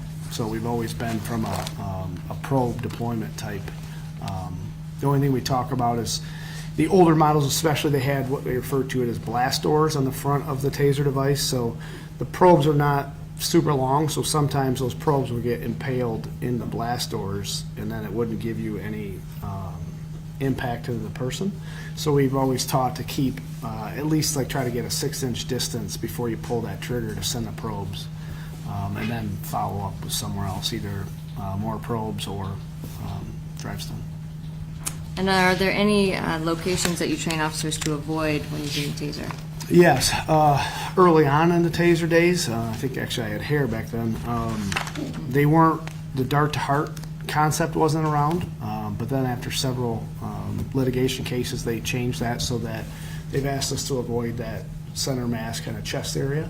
And it's always been preferred that back or legs, large muscle group areas. And we've always instructed that to avoid the neck, face, genital areas, chest area as of late, obviously, but just because of the danger of probes going to those sensitive areas.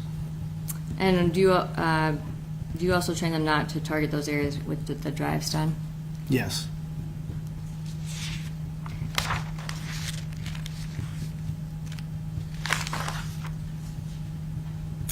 And regarding how you train, kind of going back now to some of the use of force training and some of the policies, what standards in Michigan govern how police officers use force? Obviously, we talked about the U.S. Supreme Court case, Graham versus Connor, but then obviously we follow Michigan law,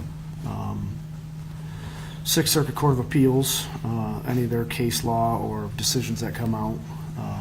And when you say Sixth Circuit case law, are you referring to the Sixth Circuit Court of Appeals? That Yes, includes sorry, Michigan, yes. Ohio, Yes, Tennessee, Michigan, Ohio, Tennessee, Kentucky. Yes, so throughout the year, their cases come down. We have legal reviews or legal updates rather, by the city attorney's office. And as cases come down, we try to glean information to if it has an operational impact in our day-to-day.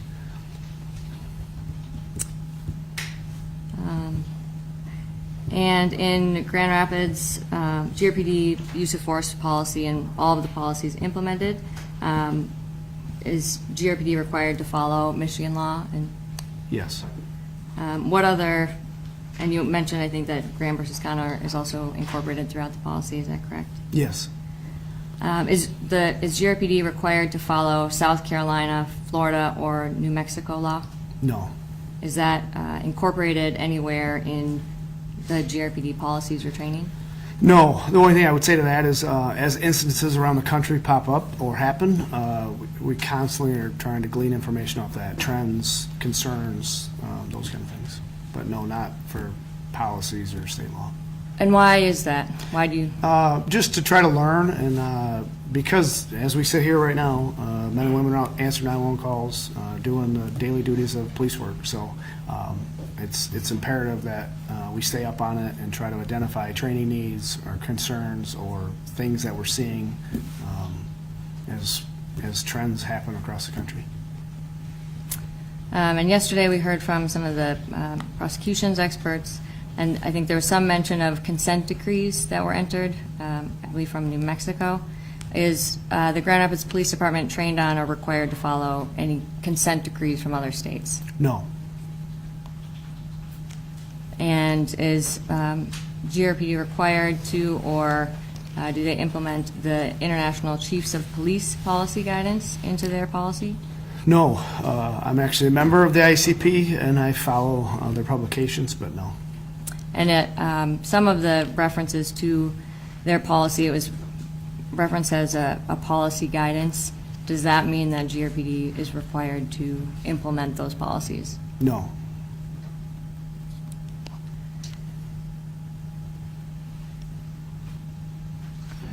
And you were here yesterday, and I believe, did you hear the testimony by Professor Stoughton and Mr. Bloomfield? I did. And did you hear them talking about this officer-created jeopardy theory? Yes. And We have to object here.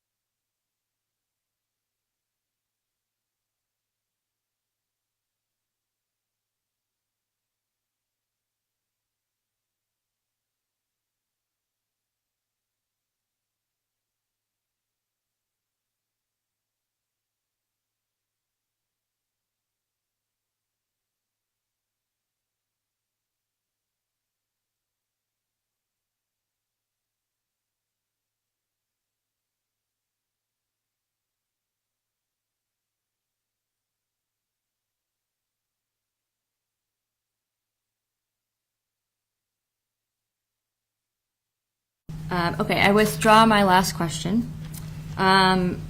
Based on some of the generally accepted police practice that you heard Professor Stoughton and Mr. Bloomfield testify about yesterday, are those all consistent with what GRPD trains our officers to do? Could you rephrase that? Sorry. That seems like a broad, in what? Police practices, I guess. During the testimony from Professor Stoughton and Mr. Bloomfield, there were some tactical suggestions that they talked about regarding foot chases. Is that consistent with how Grand Rapids trains their police officers on solo foot pursuits if there is another occupant in the vehicle? Is there anything that prevents or prohibits that at GRPD? No. How are officers trained to handle solo foot pursuits? Depending on the situation, biggest thing is to get radio traffic out that you're in a foot pursuit and evaluate the factors there, and then execute. And is there any GRPD policy that prohibits an officer from pursuing a suspect or person when there is another occupant in the car? No.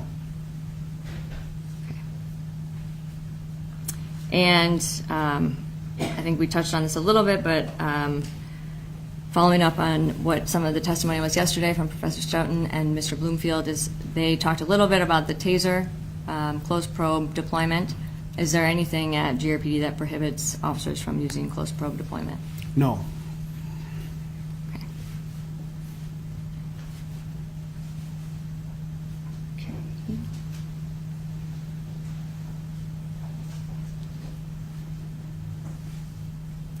And sorry,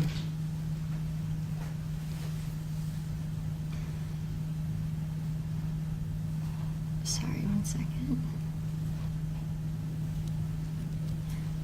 Could you explain to the jury how GRPD officers are trained to assess actions by arrestees? Yes. One of the first things we try to reinforce with newer officers is visual cues. Obviously, watching hands, waistline area. It's a well-known fact that the vast majority of firearms or illegal weapons are kind of hidden between the waistline or the hip bones, if you will. So watching hands, if they're trying to access a weapon or a firearm as you're approaching them, that's some of the biggest concerns. Watching for some nonverbal cues, if they refuse to look at you, if they're kind of looking for an avenue of escape. Establish some kind of verbal dialogue with them, whether that's commands or directives, and gauge some compliance or lack thereof as you're approaching. There's multiple factors, but those are some of the kind of first ones. Okay. And if I could have Bob pull up the PowerPoint that has Defendant's Exhibit E, which includes the GRPD policies.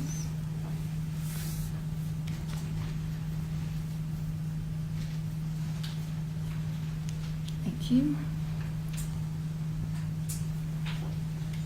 And I am directing your attention to policy, and this is Exhibit E1, 9-1.3 to 9-1.4, Section 2. Are these some of the available responses that you were discussing? Yes. Okay, and you talked a little bit about some of the responses available and some things that you train officers to look for. And what is the officer's, when can an officer use these types of responses? Well, the first one, A, there, officer presence, verbal direction, that's pretty much immediate. When you arrive on scene, you effect a stop, you make a contact, you know, like I am here, full uniform, clearly marked as a police officer.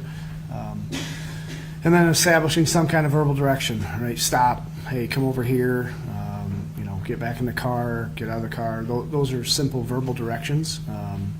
So that's the first step, and that kind of gives you an idea as you're visually kind of identifying and gauging compliance off that verbal direction. And then just working down that list, I'd refer to it as physical controls, where you're actually grabbing or trying to establish some kind of physical control where you're grabbing onto them. That would be, under B there, soft, empty hand, and then it progresses down from there. Okay. And this is a continuation of that, so this is Defendant's Exhibit E1 9-1.4. Can you talk through some of the available options? Yes. So as you saw on the first page, this is just the second series of options as you escalate in your use of force, or the force you tried to affect wasn't successful, right? So the top one, physical controls, I just said that, but that really is any type of, you're trying to, grab onto them. So now you're into some kind of strike, a kick, a punch, and you can see the sentence up there that,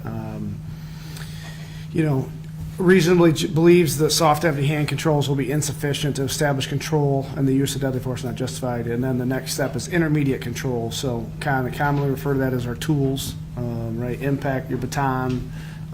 If you're equipped with less lethal munitions, which the vast majority of patrol officers aren't.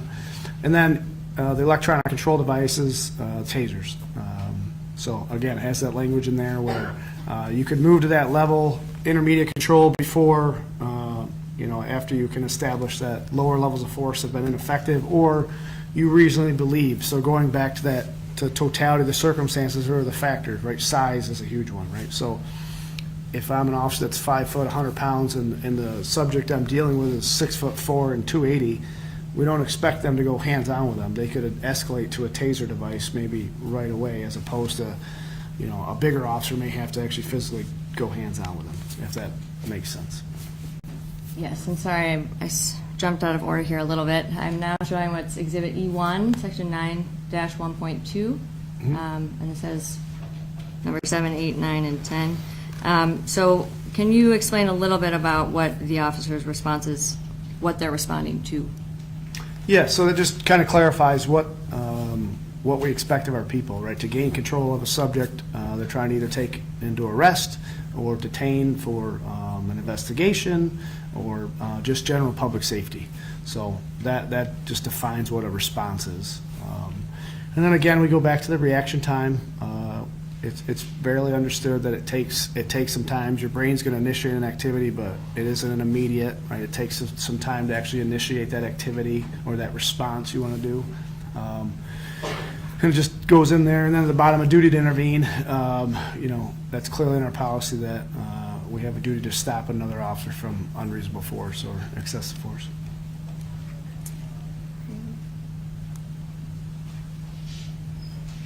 And now Exhibit E1, Section 9-1.3, D. Can you talk a little bit about what the officer's use of force is generally based on? Yes. So that language in there is just kind of a guideline. We ask our people, our men and women, to explain what that looks like. So inactive resistance, you can see in the parentheses there, clenching a fist, blank stare, looking for an avenue of escape. Those are what you could see and understand. The inactive resistance just gives it kind of a rough phrase there. And then you work down the passive resistance. That's kind of commonly referred to as like a protest or dead weight, right? Stand up, no, is dead weight. So they're not actively resisting, they're passively resisting. They won't react to verbal commands. And then it progresses down to active resisting, where you're actually physically trying to block an officer from grabbing onto you. You're pulling away. And then active aggression and assault, you're striking them, you're wrestling with them, or tussling. That seems to be a common phrase. Grabbing onto the officer, grabbing their equipment, and then a deadly force assault at the bottom. And we already talked about the officer's available responses in 9-1.3 and 9-1.4. But just to clarify, so the level of control used by the officers is that typically based on what the person's actions are? Yes, with the caveat, I think they said it in a couple of them, that we don't have to progress through each one to jump to another one, or we don't have to wait to be punched to do, ABC kind of thing, or I don't have to wait to be shot to use deadly force, so it's all based upon, again, that objective, reasonable standard. What would a similarly trained officer in a similar situation, how would they react? So it just spells out in our policy those actions and the options the officers have. And how do you train officers to account for or incorporate the decision-making options when they're in a situation? Yeah, we really focus on that reasonableness. There's more than one way to do it. It doesn't have to be perfectly right. It has to be reasonable with that information they had in that time-constricted decision-making process, recognizing that decisions take time to actually initiate. So you see it commonly where maybe the subject's facing me, and then as I initiate that action, they're faced away from me, so it looks like I hit them in the back or punch them in the back, but as I initiated that activity, they're facing me. So that's kind of the reaction time. We understand that. And what are some of the challenges that officers might face to make slow or analytical decisions during use of force incidents? Like we've talked about here, the reaction time, right? They're usually reactive in nature. When you don't have full, complete information, you're going off of your training and experience, or reasonable decisions at that point, or what you can kind of, those factors, the totality of the circumstances. So if a subject's acting like they're armed, they're doing what we'd refer to as security taps, where they subconsciously tap their waistline where a weapon might be secreted. That's a reasonable response for me to key in on that and think that they're armed, right? Or they blade away, where they move their body position away from me, like as you're standing at me, if I put my right hip or right side to you, I've bladed away from you to conceal my weapon. So those are clues or cues that we try to train our folks in, and we expose them to in scenarios to pick up on that, to start that decision-making process. And then we recognize that we try to give them some kind of parameters, and they operate in those parameters, and we constantly coach and train and mentor.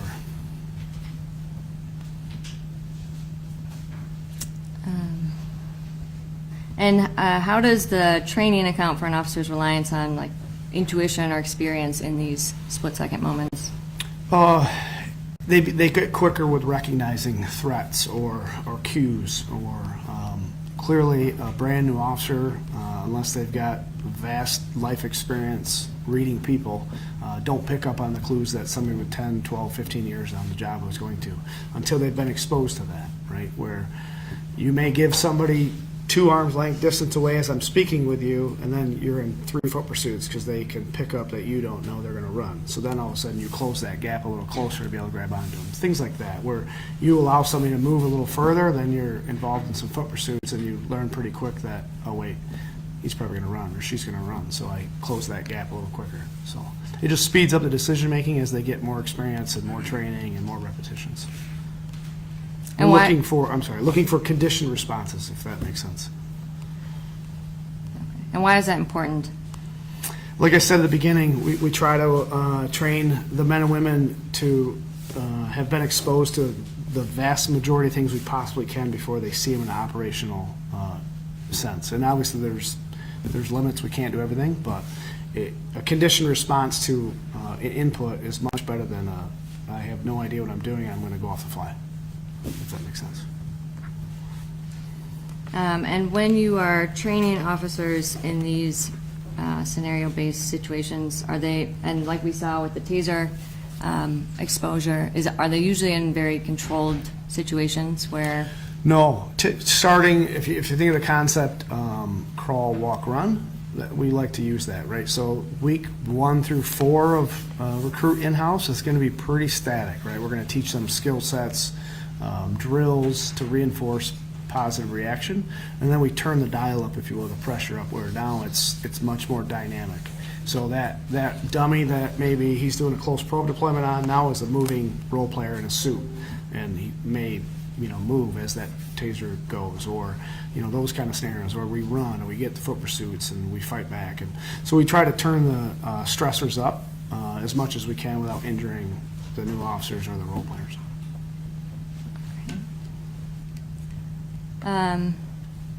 And as part of the training, I guess just finishing up some of the policy stuff. Once an officer, and I'm sorry, for the record, I'm showing what's Defendant's Exhibit E1, Section 9-1.4. Once an officer makes the decision to use deadly force, are they required to try other options? No. Why not?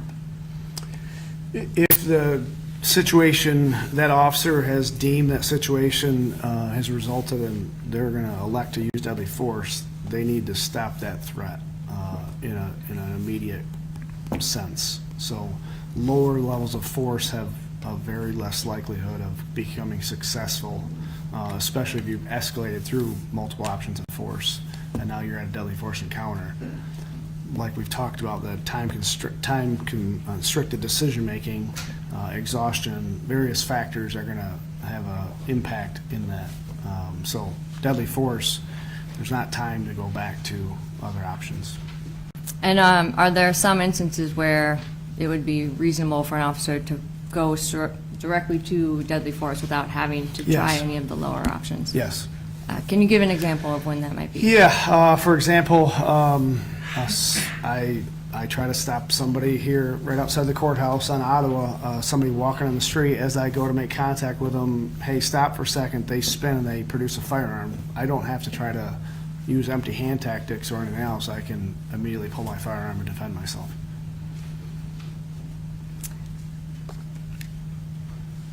And once an officer decides to use deadly force, are they, I may have said this a little bit already, but are they required to use a different force option before they resort to their firearm? No.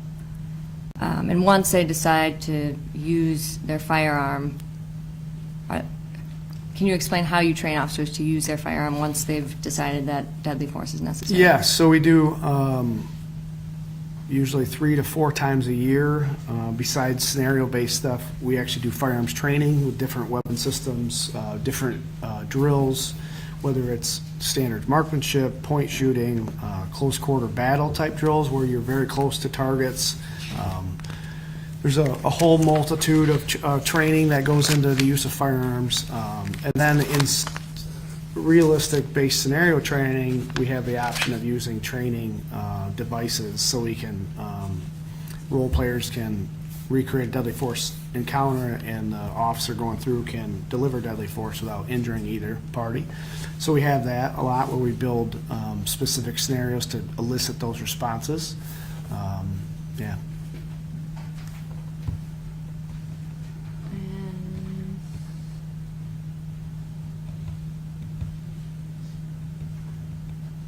I'm showing you what is marked as Defendant's Exhibit E2, and this is the Firearms Procedure 9-2.2.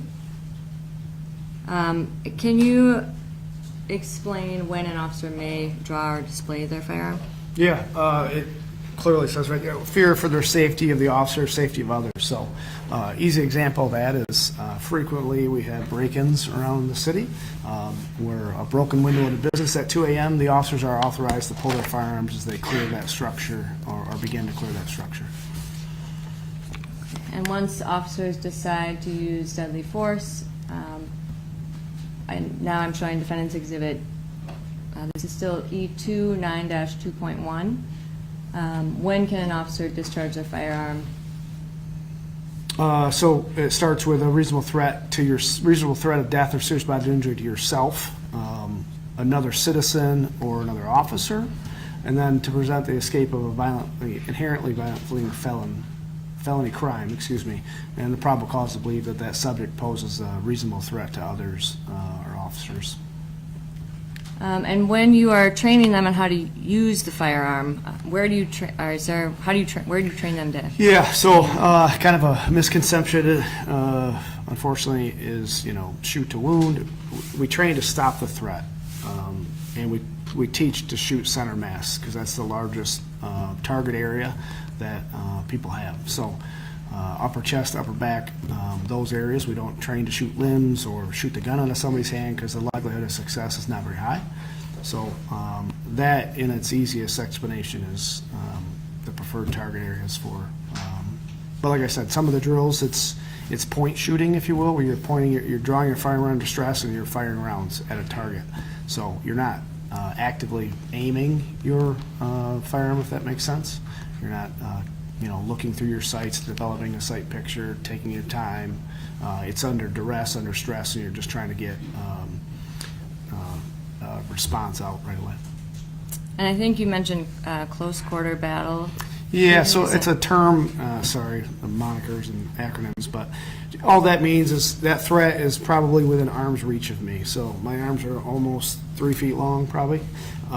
So that arm distance away from me, it's a very close-up threat. I don't have time, right, to create distance or put something between us. I've got to immediately defend myself or another. So we've taught, gone through this for years now, of draw your firearm, and obviously I can't extend it because I'm going to be presenting that to them. So I'm going to keep that firearm close to me and point shoot. And with the cycle of our handguns, the chance, so not that this is a firearms lesson, but we have a semi-automatic handgun. So as I pull that trigger, there's a top part, the slide, that will cycle and come back. If I'm too close to my clothing, and we're in Michigan, so we're in heavy clothing 8 months of the year, I feel like, I've got to keep that slide away from me. So we teach to put the bottom of that firearm, the magazine that the rounds or the bullets are in, against our rib cage and shoot from here. So it gives me a little standoff distance, and it also prevents a malfunction of my firearm, if that makes sense. So that's a standard kind of close quarter battle drill we do, or close quarter combat drill we do at the range. And that's a very static, in the sense of I'm standing in front of a paper target and I'm doing that. Due to safety and concerns for injury to my role players and instructors and cops, I can't really recreate those drills very well in training. There's some products out there that you kind of use, but it doesn't give you the same feel. So it's really hard to replicate that in a dynamic training scenario, if that makes sense. And you mentioned something, I think, that it would be ineffective or something in certain circumstances. Can you explain what you mean by that? I'm sorry, one more time. Did you say something about it being ineffective at certain, using it in a certain manner when you're doing that? Just more of a concern of creating a malfunction myself. So if I bring that firearm in front of myself, the slide could impact me or hit my vest and not cycle properly. So as you pull your trigger, a bullet goes, that round ejects out and a new round feeds in. So if it doesn't cycle properly, you've got a one shot and that's it. So that's why we really focus on bringing that firearm up, kind of that rib cage area up here, to prevent any kind of malfunction.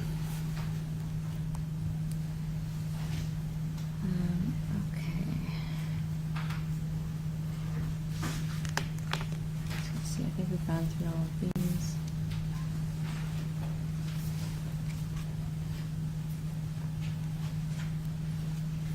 One of the things that we haven't talked about yet, and I'm showing what is marked as defendant's exhibit. This is part of E1, and this is 9-1.6. And this is also talking about the authorized use of force. But can you tell us a little bit about the verbal directives that are mentioned? What are in number E4? Can you explain what Yeah, I'm sorry. So yeah, whenever reasonably possible, officers shall provide verbal directives before deadly force is used. And I like to tell our newer officers, that's, for example, you're in a traffic stop, you've got multiple people in the car, and you see somebody reaching for a firearm. That's a proper time to tell them, don't reach that firearm, I'm going to shoot you. Right? A directive could be stop, drop it. It's a direction, not necessarily a warning. And when feasible, under life-threatening stress, time-compressed decision-making, exhaustion, some of those, when feasible, doesn't really make sense. It's not practical. And with this verbal directive, does it require you to say, like, stop or I'll shoot? No. I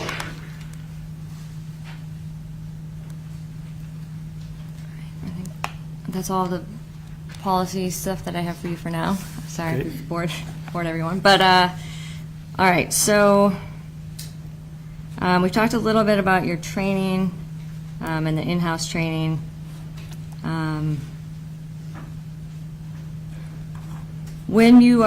You've talked a lot about kind of how you train officers to be prepared for the use of force encounters in the real world through the scenario-based and the field training. One of the things that it seems like is kind of ingrained throughout this is that a lot of the responses are up to the officer's discretion. Can you explain why that is?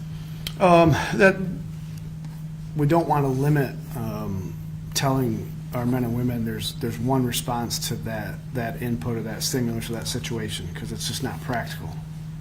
Like I explained, size of the officer, their ability.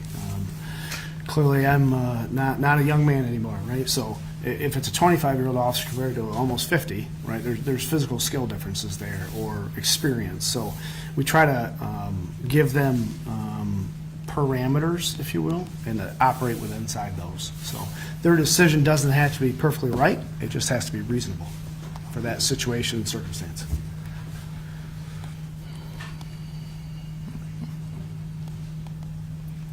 And if one officer would do something one way, but another officer might do it a different way, does that make it unreasonable? No. Why not?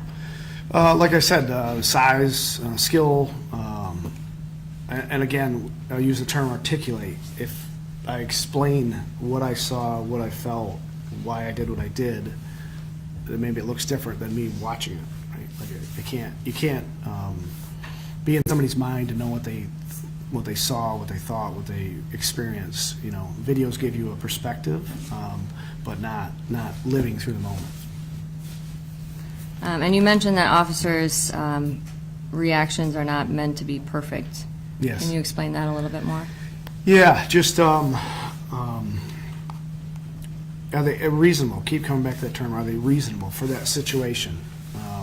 So yeah, it doesn't have to be perfect, and we constantly review and coach and mentor and train to try to perfect that craft, if you will. But again, we don't expect perfection. It's just got to be reasonable, because they don't have the luxury of having all the time in the world to make a decision, come up with a tactical plan, and have every asset and resource available before they initiate that plan. They've got to make split-second decisions under, a lot of times, serious stress and with a lack of information.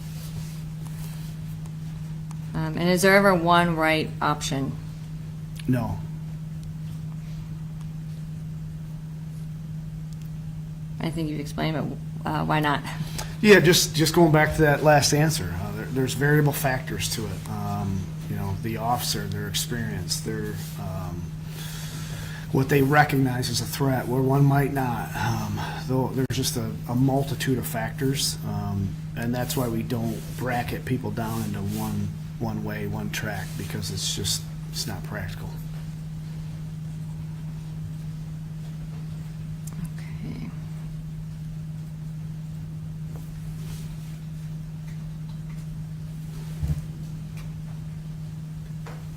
All right, and Your Honor, could I have a brief moment? I realize I need to get my notes.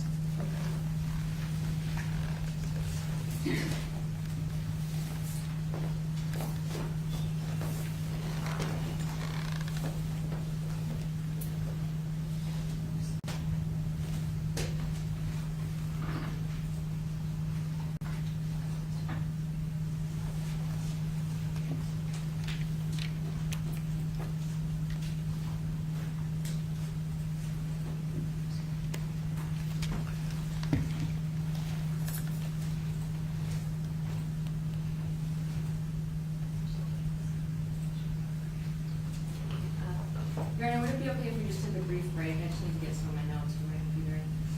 Or we can... 3:15, Your Honor, maybe it's time for the afternoon break, if court declined. Okay, I was going to do one at we're almost there, so. We will take a break for 15 minutes, come back at 3:30.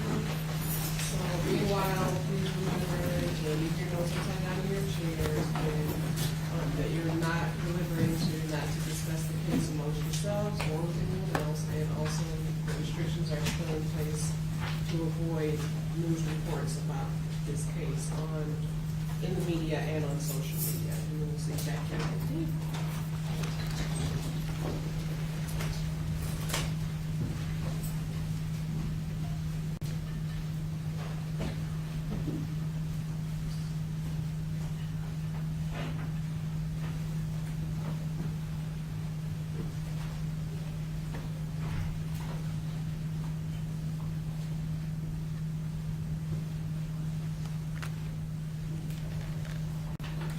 Thank you, maybe see.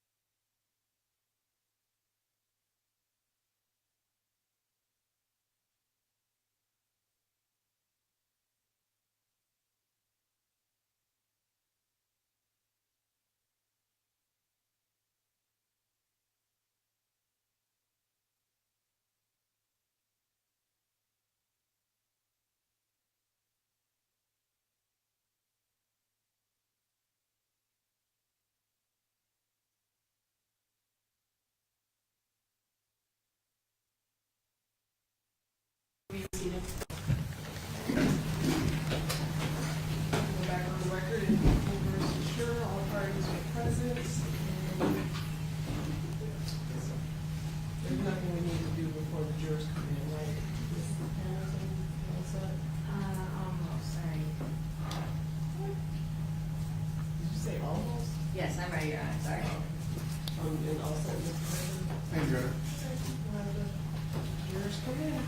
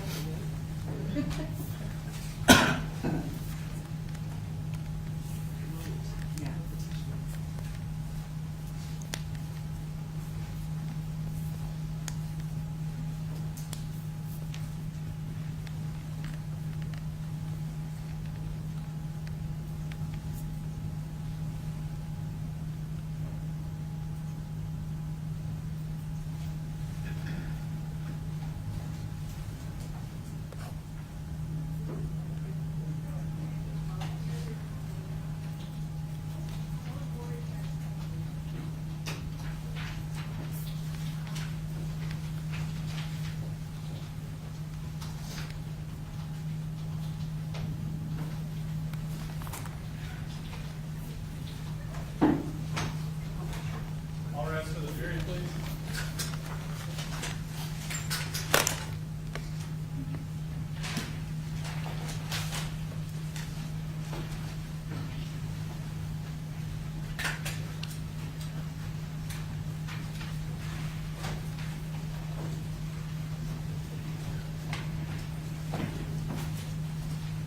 All right, welcome back. Your name is David. And go ahead with the next question, Mr. All right. Captain Cyber, I would like to kind of walk through some of the training that Officer Schurr received and how it has been applied in this situation. Bob, can you please pull up Defendant's Exhibit B, which is the sync video with the transcript? You're saying B as in boy. B as in boy.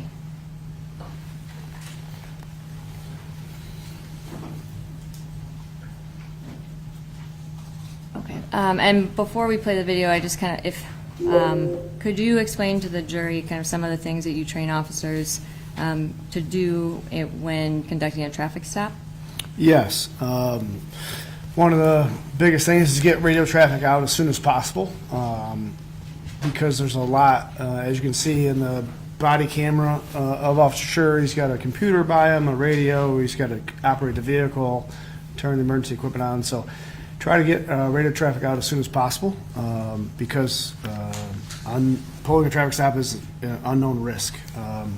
You don't know, again, you're back at that reactive point of their actions. So first thing is radio traffic. Simple as, the description of the vehicle, license plate, location you're at. If you can tell how many occupants are in it. And then activate your emergency equipment, and then approach the vehicle once it comes to a stop. Okay.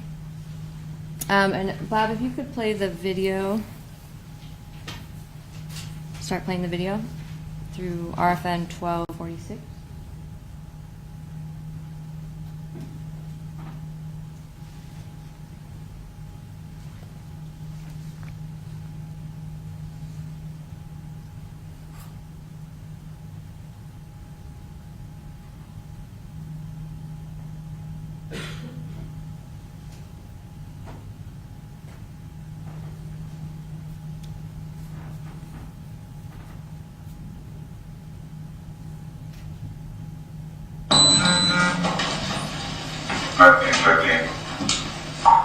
Nelson, Northern Briggs, Edward King Hall, 9367,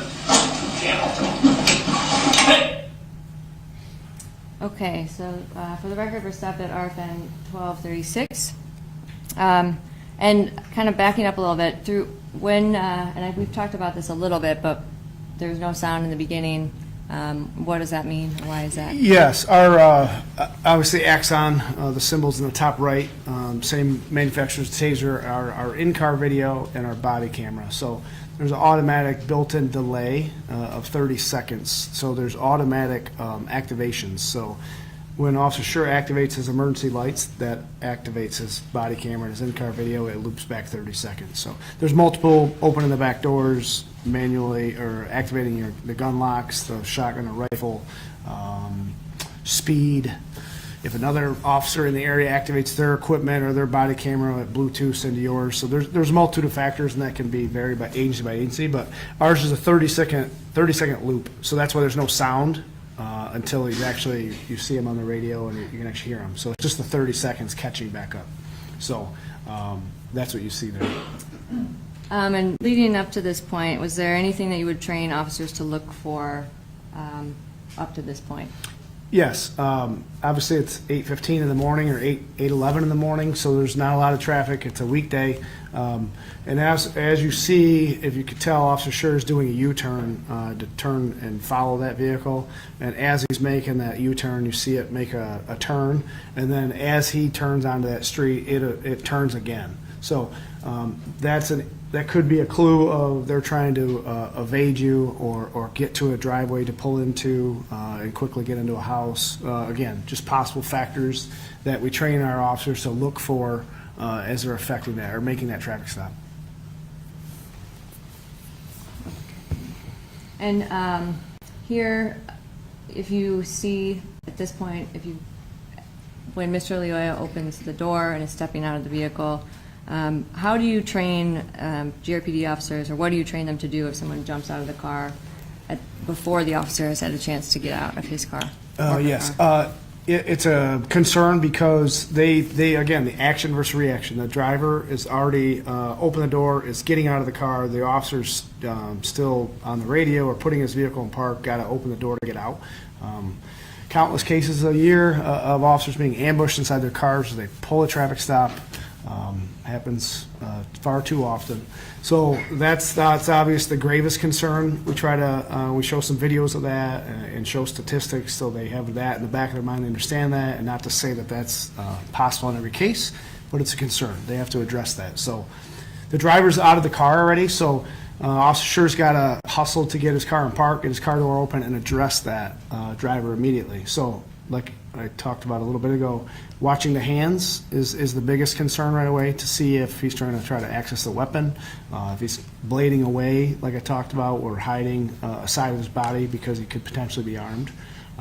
It happens. It's one of those things that steps up your concern when somebody immediately jumps out of a car.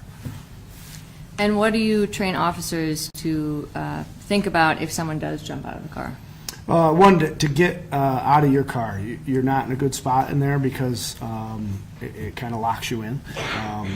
Like I said, ambushes happen, or people close that distance and are on top of you in your car before you can get out.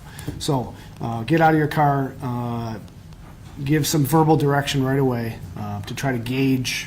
One, then you can feel for what that situation is. Maybe it is somebody that's late to school or giving their kids a ride somewhere and they're just trying to explain it. But you got to get out, have some verbal communication with them, evaluate that situation right away. So biggest thing, get out of your car, watching the hands in the waistline area, and then have some verbal direction with them or communication with them. And why? What manner of verbal direction do you train officers to have? We're trying to be firm, right? It's not the time to, good morning, my name's Captain Cyber with the Grand Rapids Police Department. They're already out of the car, they're approaching you. It can be a grave concern, so establish some type of control. Be professional, but establish firm control, verbal direction right away. And what do you train officers to think about someone who's jumped out of the car? Like I said, not to say every instance like this is going to be some kind of a tragic ending or you're going to be viciously assaulted or killed, but it's a possibility. So you've got to mitigate that right away. So getting out of your car, addressing them. Like I said, sometimes it's just they're being evasive. Again, you're reacting to that driver. The driver knows if what they've done or if they have a valid license, they don't have a license, they have something in the car, they don't want you to find out. So again, far more common for people to flee right here or try to distract you enough to get you off of your preliminary investigation there. Okay. Bob, if you could play. Oh, could you dim the lights, please?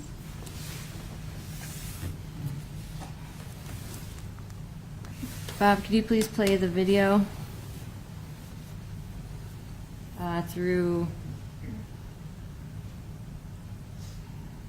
RFN 1846? Stay in the car! Stay in the car! Stay in the car! Get in the car! Dude, I'm stopping you. You have a license? You have a license? For what? I'm stopping you. Do you have a license? What? Do you have a driver's license? Do you speak English? Yes. Yeah. Okay, and for the record, this is RFN 1830. Okay. So I want to walk through some of this. What do you train officers to do when they approach the vehicle in this instance where someone's jumped out of the car? Like I said, watching the hands is the gravest concern right there to make sure they're not going to try to access a weapon. And establishing some type of verbal direction commands to gauge cooperation. Officer Schurr clearly is instructing him to stay in the car, get back in the car. He's not cooperative. And then he wants to argue why he's being stopped. Officer Schurr is trying to communicate with him, confirms he speaks English. So he closes that distance to cut off an avenue of escape. That way, if the subject tries to flee, he's much better positioned to give chase on foot. And can you talk about, why does Officer Schurr, why do you train officers to ask for a driver's license? It's just the immediate part of the traffic stop. One, to identify the subject, and then two, to establish whether they have a valid license or a license on them, because then that could lead down the path of having a reason for a valid arrest right away. So you can effect an arrest and continue that investigation. And if someone doesn't produce a license, what do you train officers to do? Typically, driving while unlicensed without your license, it's a misdemeanor offense in the state of Michigan, so they're going to at least be temporarily detained, if not physically arrested. So if they refuse to produce a license or they don't have one, then try to cooperatively talk them into handcuffs. If not, then you have to physically restrain them. Okay. Bob, could you play the video to RFN 1945, please? Can I see your license?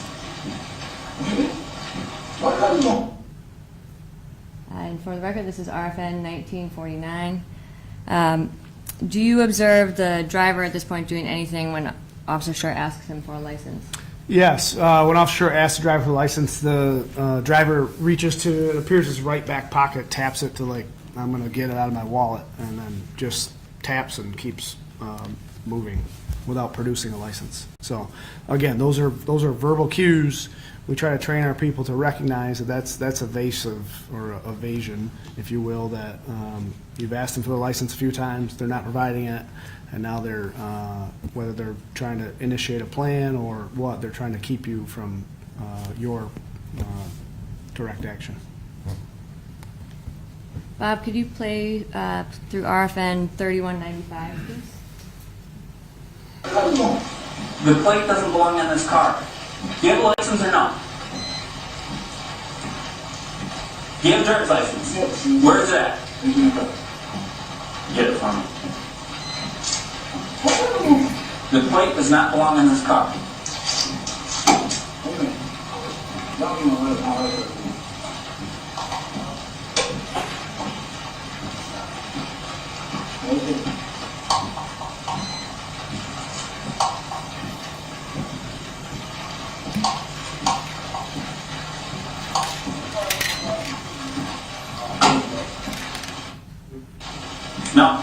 No. Stop. Okay, and for the record, this is RFN 3213.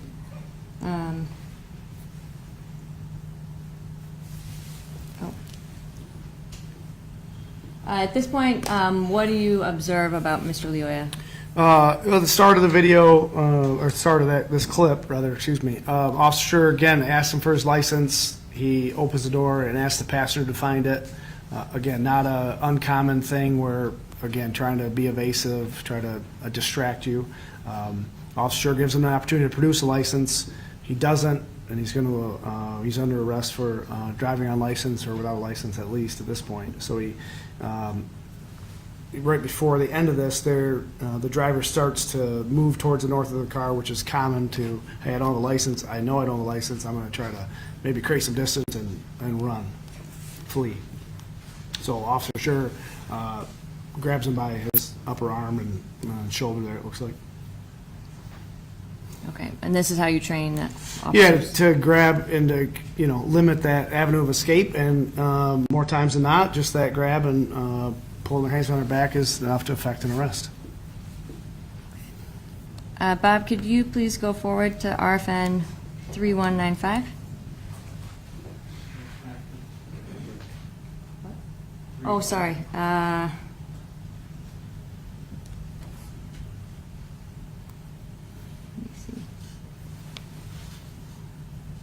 Okay, sorry, can you go forward to 3344?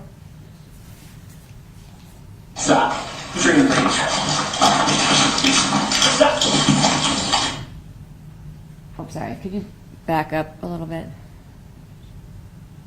Okay, so leading up to, and for the record, this is RFN 3344. Throughout this, can you describe what you saw here? Yes. So the start of the clip, Officer Schurr's got a hold of the driver, and as he tries to, I assume, try to bring his arms behind his back, the driver spins, and by spinning is able to push the officer off of him, or kind of launch him, if you will, almost off of him. And then Officer Schurr goes back in to grab onto him again, and the driver actually strikes at his hands to knock him away, and then is creating this distance here. Okay, Bob, could you just back up frame, a few frames? Keep going. So you were saying, when did you see, can you just explain kind of what you're talking about with the... Yeah, can you zoom into the top screen? This is 3340. Thank you. So you can see it appears Officer Schurr's feet are, if you go back and forward a little bit, his feet actually come off the ground. They're off the ground there. So as the driver spins and Officer Schurr's got a hold of him, he's actually off the ground. So that movement by the driver is enough to actually physically pick him up and spin him. And then he breaks his grip by actually, on the bottom screen you can see it appears as the driver brings his right arm down, as you can see it knocks Officer Schurr's left hand off his grab, and then he ends up hitting his own arm and knocking it off by that strike or block of the driver into Officer Schurr. And at this point, what level of resistance would the driver be using, Mr. Lyoya? Active aggression, in my opinion, by the strikes. And it went from a driving offense to now a resist and obstruct or assault on a police officer. And what type of offenses are those? State R&O charge is a felony. Depending on the assault on a police officer, that could be two, but not here, I would think. Okay, and is there anything about the positioning of Mr. Lyoya that you observe in this that you would train officers to look for? Yes, so I would refer to this as an inside position. So clearly at the beginning, Officer starts with his a chest to back position where he's behind him. That's ideal. But when we're face to face, that's a problem, because then we're much closer to be assaulted. Clearly the driver can block your hands or punch your hands away. It's difficult to control a human being face to face. So ideally we want to be faced away. Okay. All right, Bob, could you please play this through 3402?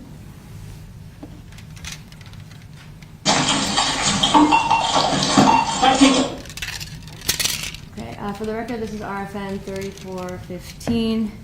At this point, and I guess a few frames, backing up a few frames, did you observe anything about the vehicle that Officer Schurr was driving that day? He's got his lights activated, and it's fully marked. We drive Ford Explorers, more or less sedans, so they're fully marked. It's got a full light bar on it, and it's activated. And he's in a full uniform, full police uniform. And you see Officer Schurr reaching for his radio. Oh, I guess we can play it. Bob, if you want to play the video now through 3471.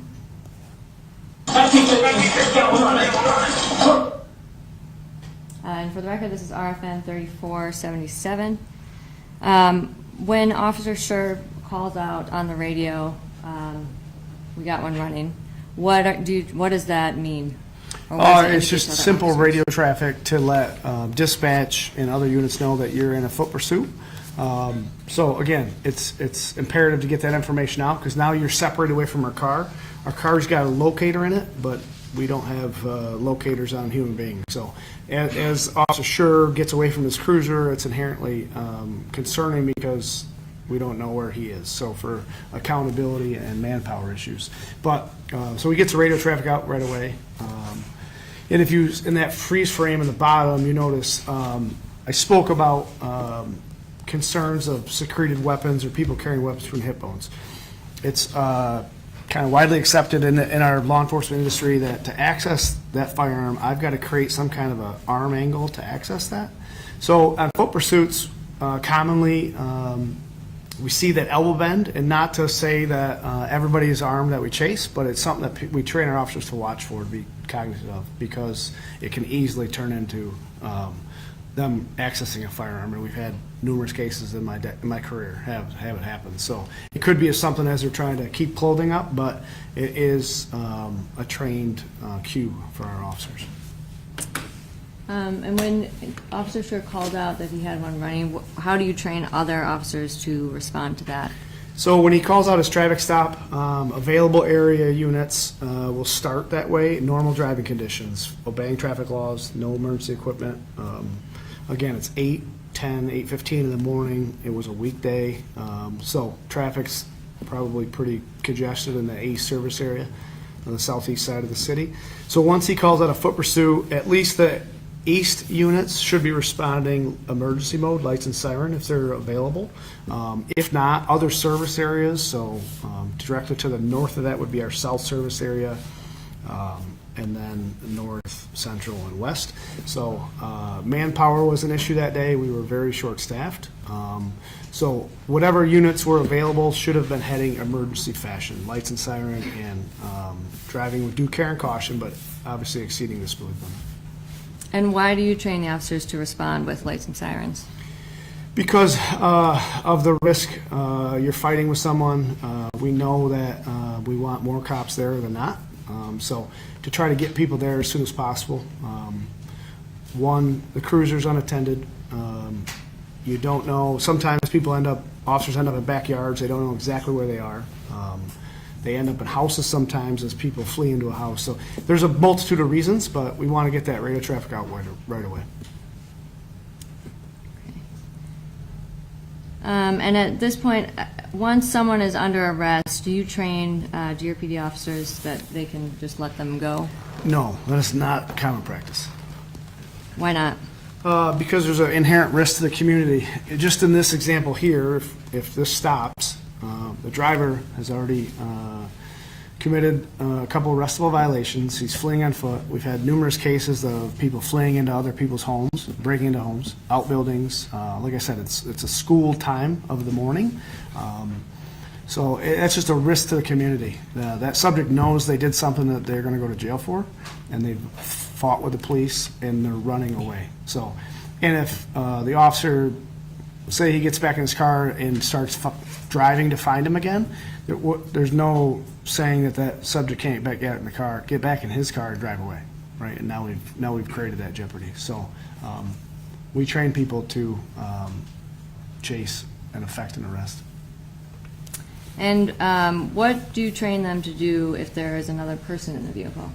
Be aware of it, but it's more of a risk when we're fighting around cars or struggling with people and there's 4 people in the car. Some of those things, we've had multiple instances of that, but running by a car that's occupied is not, be aware of it, but it's not a hindrance to say don't ever do that. And in some instances, is there any training that you provide on someone who is in this situation where they're by themselves and they have to engage in a foot pursuit? Yes, we do multiple scenarios with that in-house, where we force the officers to run, Jason's the role player, and then work through the scenario. And is there anything that would prohibit them from, or would prohibit Officer Schurr from continuing to follow No, Mr. Lyoya at this no, point? we, and that's why we train on it. We talk about some of the risks, right? Where people potentially are armed, following the same path, nighttime, backyards. There's a multitude of reasons, but or issues, but that's where we train to be aware of it and mitigate those as best possible. And pursuant to GRPD policy and training, is it your opinion that Officer Schurr was reasonable in pursuing Mr. Lyoya at this point in a foot chase? Yes. Even though there was someone else still occupied in the car? Yes. Could you please play the video to RFN 3555?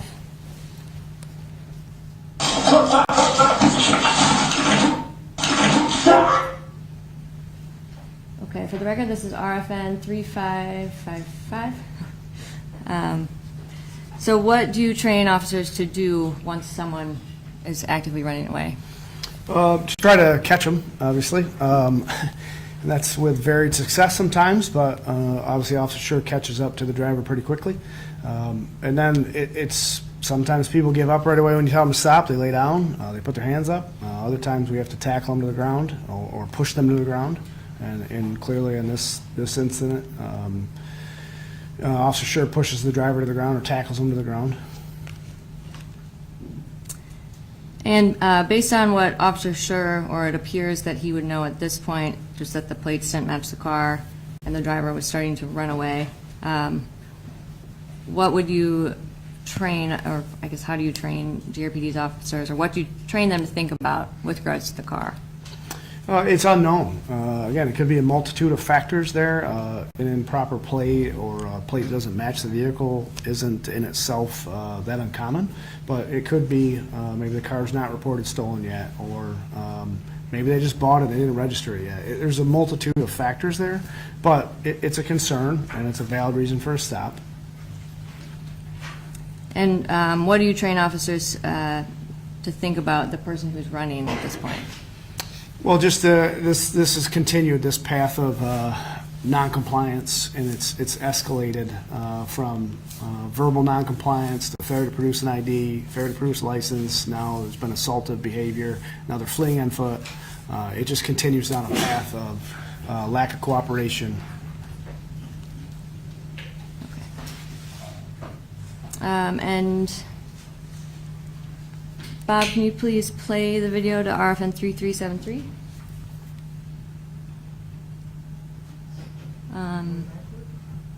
Oh, no, sorry. 4479.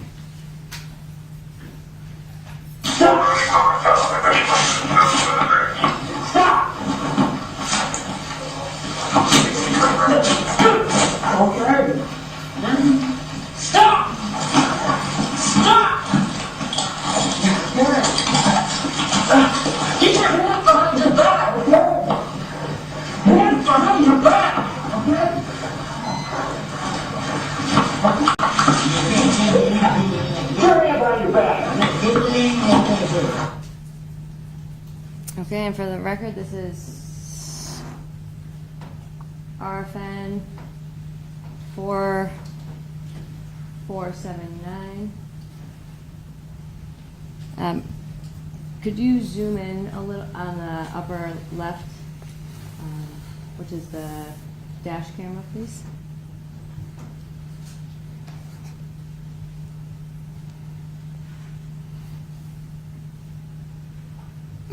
Okay. And could you play this to RFN 4823?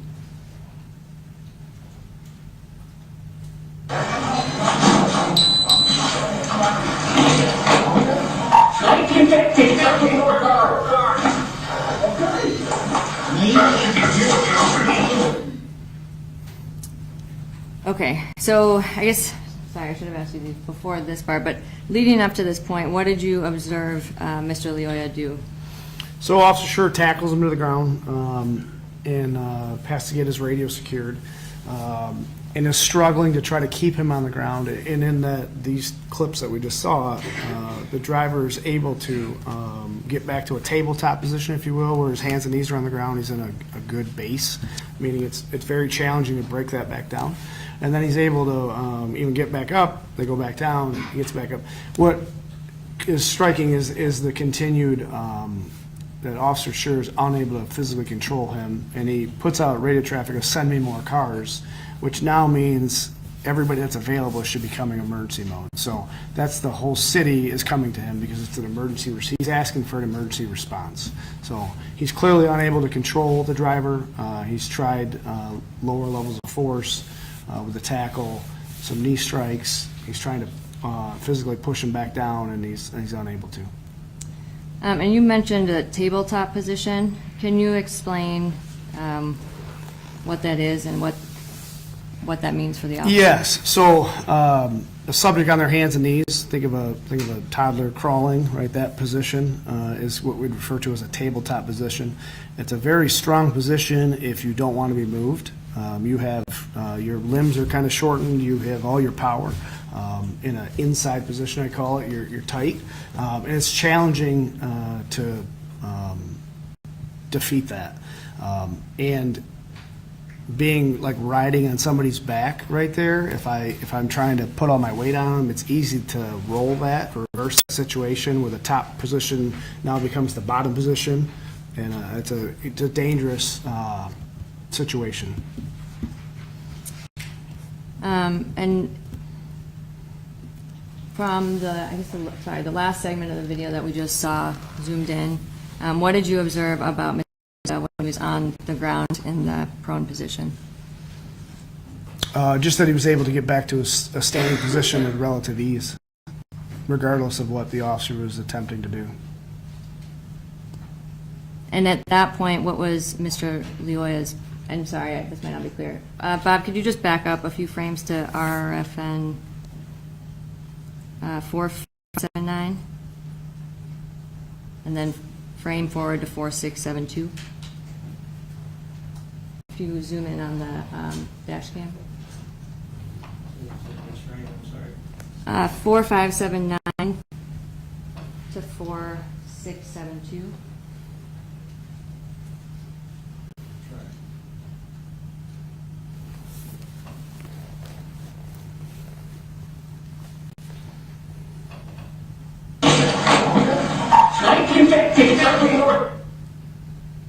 And from this position, what did you observe?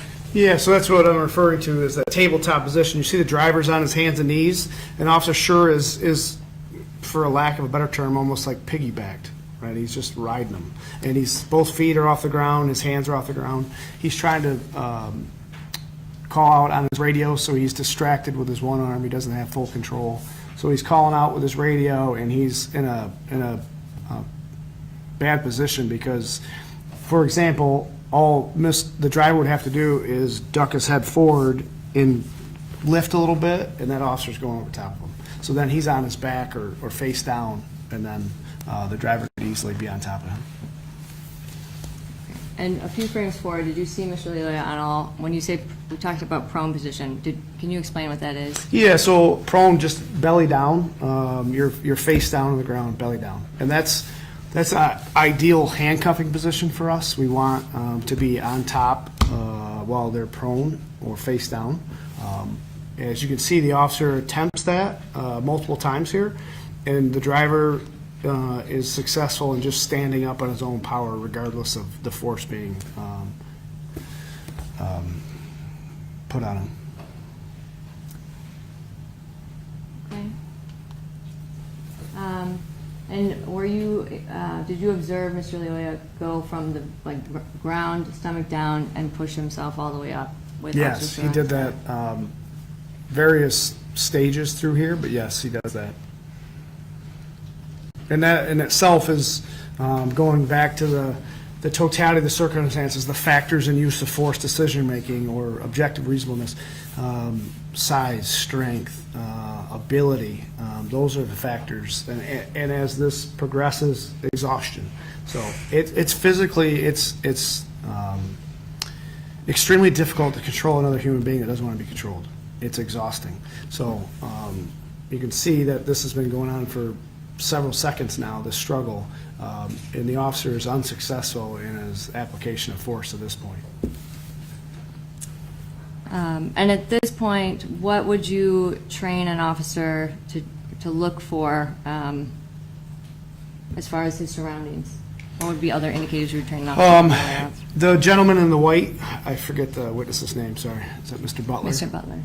He's saying something to the driver or the passenger, I forget, but he's there, so that's a concern. He's an unknown subject, and whether he's going to help you or help the driver or what that situation is.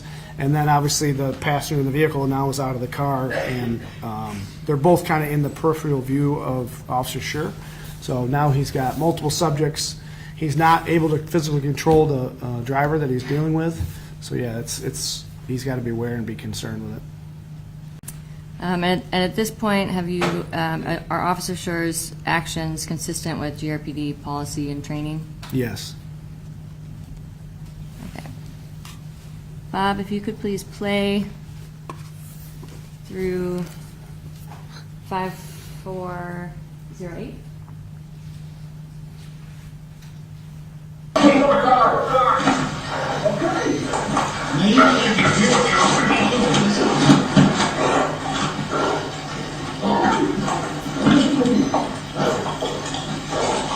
Stop. Stop resisting. Make good enough resisting nothing.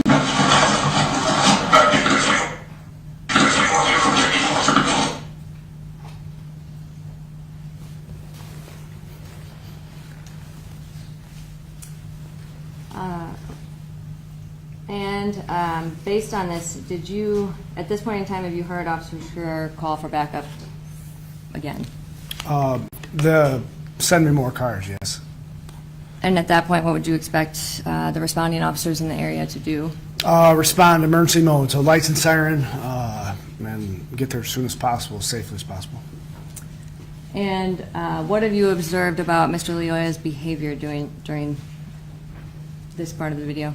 The verbal okay is not matching his physical actions. Right? He's verbally saying okay, but there's no compliance there. It's the polar opposite. So the officer, they get to their feet, and Officer Schurr tries almost like for lack of a better term, chicken wing his arms behind him, maybe an attempt to handcuff him, secure him, but they progress across the lawn in a kind of a southerly direction there, and then another knee strike is applied, and then it appears he tries to do some type of a takedown from where he's got him wrapped up in his upper half, and that's unsuccessful as well. And is there anything that you observe about Officer Schurr throughout this?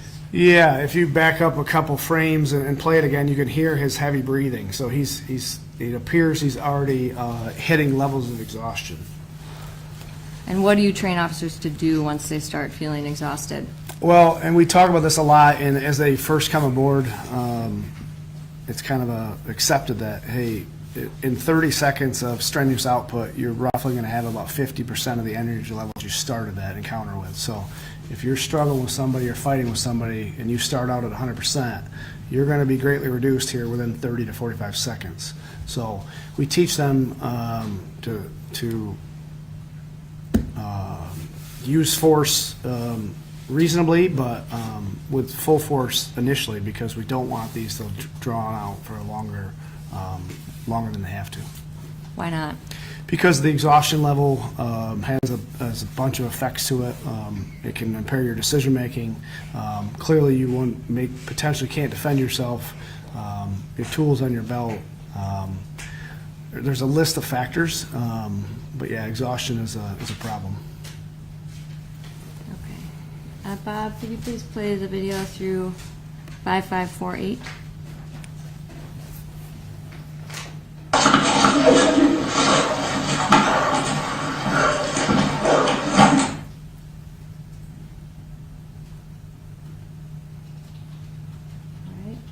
record. And leading up to this point, what did you observe Mr. Lyoya doing?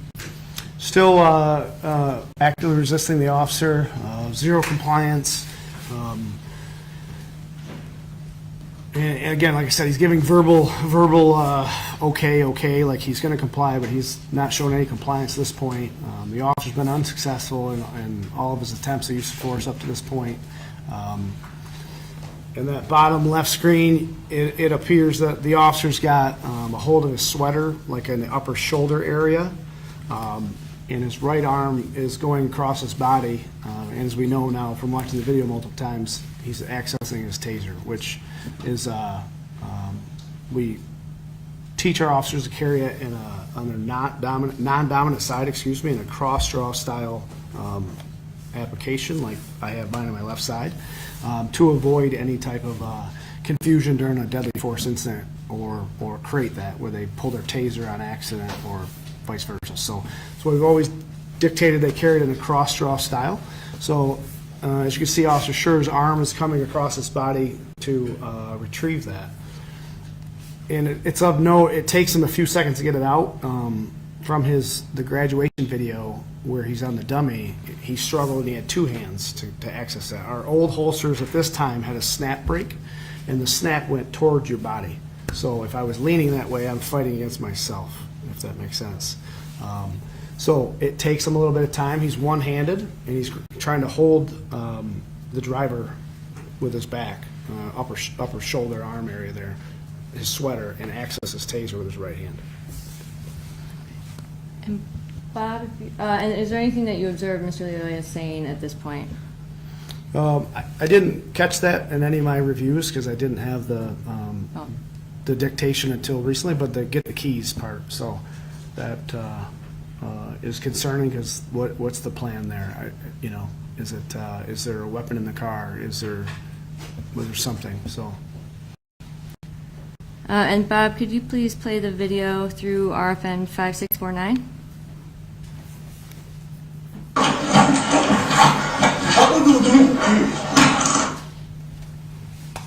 if you could back it up just to frame 5648.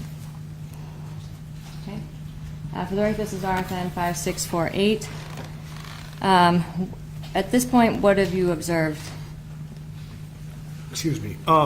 As Officer Schurr has a hold of him and he's trying to access his taser, again, going back to that reaction time, he formulates a plan in his head to grab the taser, but it takes him some time to actually accomplish that. So in that meantime, the driver spins, so now they're face to face. So you can see in the bottom left frame, Officer Schurr's got a grip of his upper sweater still because that sweater is loose fitting and he's able to spin on him. So now he's on an inside position, and it's hard to see over Your Honor's computer screen there, but he's reaching for Officer Schurr's taser. I can't tell if he does have a hold of it. And what does the training teach about the dangers of Mr. Lyoya having a grab on the taser? It's quite uncommon, frankly. We have a few a year maybe where there's an attempt to disarm, but they're usually holstered. We've had a few incidents over the years where they swat at it to try to deflect it, but we've never had where somebody grabs onto it while it's out of the holster like that and is driving it away from themselves. So that immediately raises huge concern of that's not an attempt to just to swat it away. They're grabbing hold of it and potentially going to disarm you. And what does the training teach about the dangers of having a weapon taken away?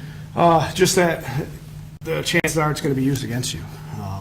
You get disarmed of your firearm. It's the statistics are out there that it's not doesn't end well for officers. So that's the presumption. Yeah. And how do you train officers to perceive someone who has taken their weapon? How do you perceive them? Sorry? Yeah. How do you train officers to, or what do you train officers to think about someone who's reached for and grabbed their weapon? That it's potentially going to be a deadly force assault. Again, trying to attack an officer and disarm them has escalated into the highest levels of resistance. And what does GRP train officers to? How are officers trained to assess threats when they're disarmed? To fight, to retain that weapon, obviously, at all costs, and then fight to get that weapon back. And what do you train officers to think once they're fully disarmed?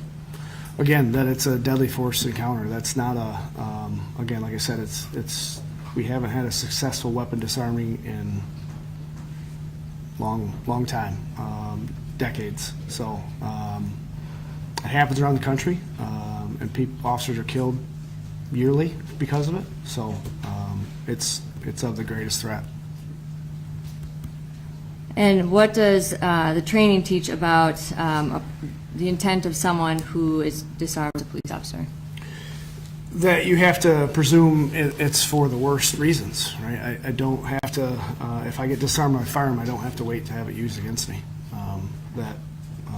That intention alone to grab an officer's weapon is the gravest threat. Okay. Bob, could you play the video through RFN 5770, please?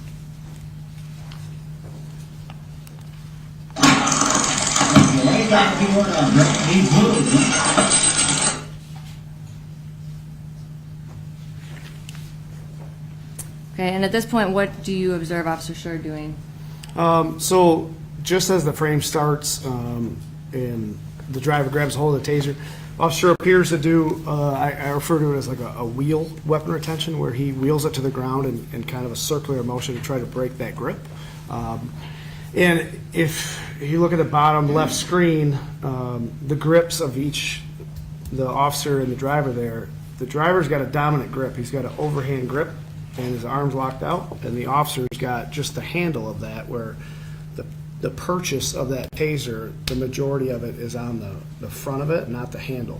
So he's got a dominant grip over the officer's grip, and the officer's tried a couple weapon retention techniques and has been unsuccessful.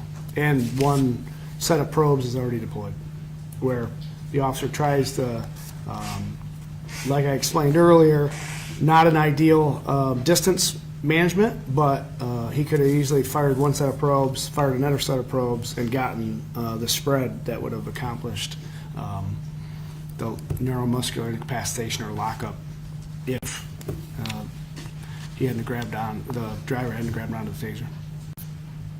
Okay, and at this point, what is Mr. Lyoya doing? He's driving that taser away from himself, and it appears towards, and the cell phone video shows they're both traveling towards the ground. Bob, could you play the video, please, through, I don't know yet, but I'll tell you when to stop.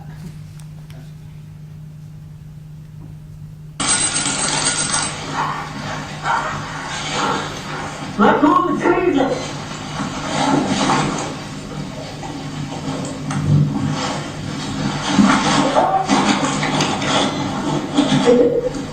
Oh, Bob, sorry, can you stop there and back up a little bit? And zoom in on the cell phone video? 6256. Yeah, sorry, can you back up? I missed mine. Yeah, if you can go to 5825, or if you can just zoom in and I'll tell you when to stop. If you can go a few frames back. I can't see the RFN. Okay, if you can just back up and I'll tell you when to stop.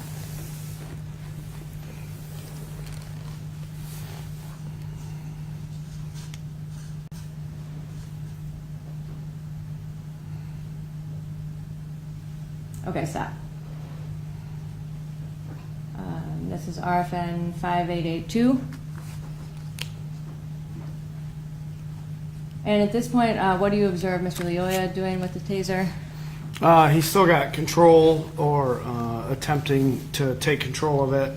You can see Officer Schurr has still got it in that grip that he had before. And it's pointed at the ground. You can see the LED flashlight pointing towards the ground. So now In that position that Officer Schurr's arm in, it's an odd position, right? He's got that elbow bend going, so the driver's on his back and has, again, locked out arm, a dominant grip. Okay, and what hand do you observe it in, Mr. Lyoya's? It appears it's his left hand. Okay. Bob, can you play it moving forward, please?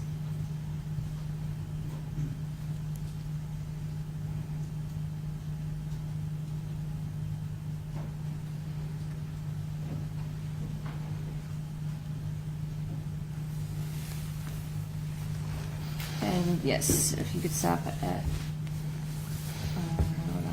RFN 6220. Okay, at this point, what do you observe?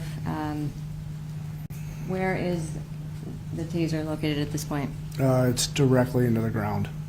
And again, similar positions. The Officer Schurr's got an odd angle arm, kind of a bent 90-degree arm angle, and the driver's got, again, still a locked out position with what appears to be a dominant grip. And what hand do you observe the taser in Mr. Lyoya's? It appears it's his right hand now.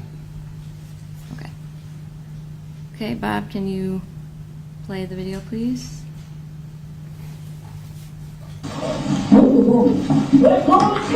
No, like he good, like you can talk to him, bro. 1315.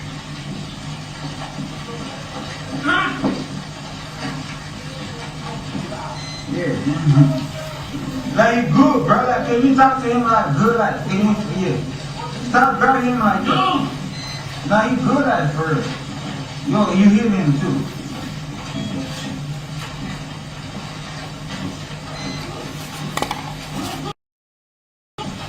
Now he ain't probably gonna say it. That's it. Bob, can you stop it here? And zoom out. This is RFN 7489.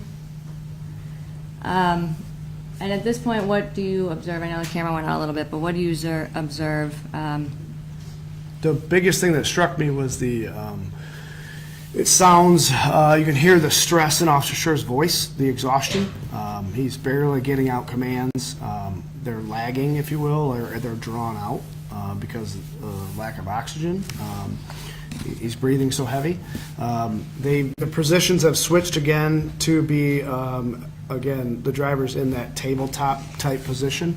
And you can see as it backs up, he rolls to that position, and the officer kind of rotates to the top position again. For a brief second there, he's rocking on his back. His feet are off the ground. He's in a very unstable position, and he moves to access his firearm after a command to let go of the taser. And Bob, if you could zoom in on the cell phone video, please. Where do you observe the taser at this point? It appears it's in the driver's right hand. Okay. And Bob, could you just do a frame forward from here? And I'll tell you when to stop.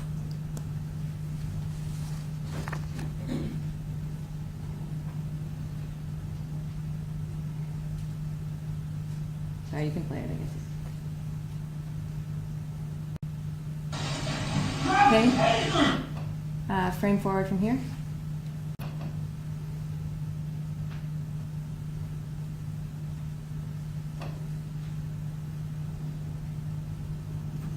Okay. Stop right here. And if you could back up for the RFN.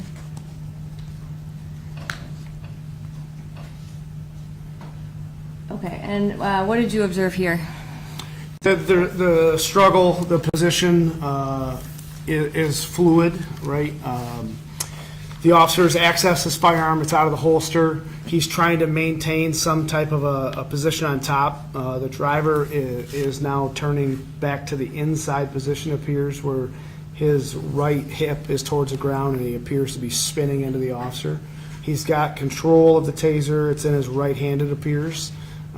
And the officer's got his left arm kind of draped over the driver's left shoulder to try to maintain some balance. And at this, And another command to let go of the taser was in that clip there too. I think it was drop the taser on that one. Was it? Yeah, this is, we're at the, like, right, the last drop the taser. So this is after he had Oh, given it's the dropped, sorry. final command of drop the taser.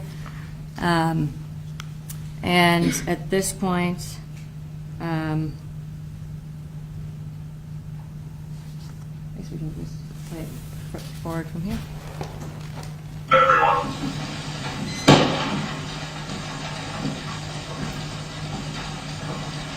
Safety tunnel.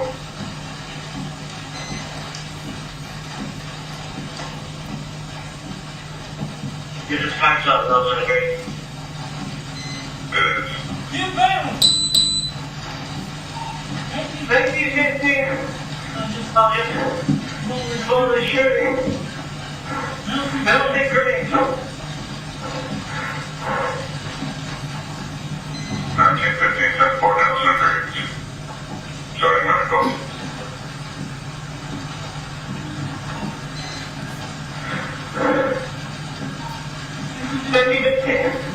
Somebody else hit. Go to Green, that's the door. Subject down.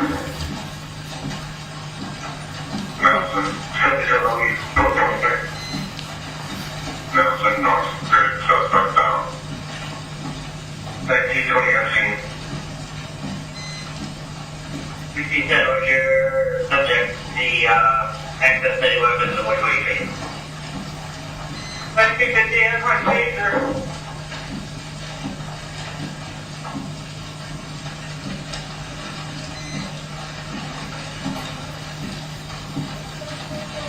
Okay, stop. Okay, and for the record, this is RFN 10,181.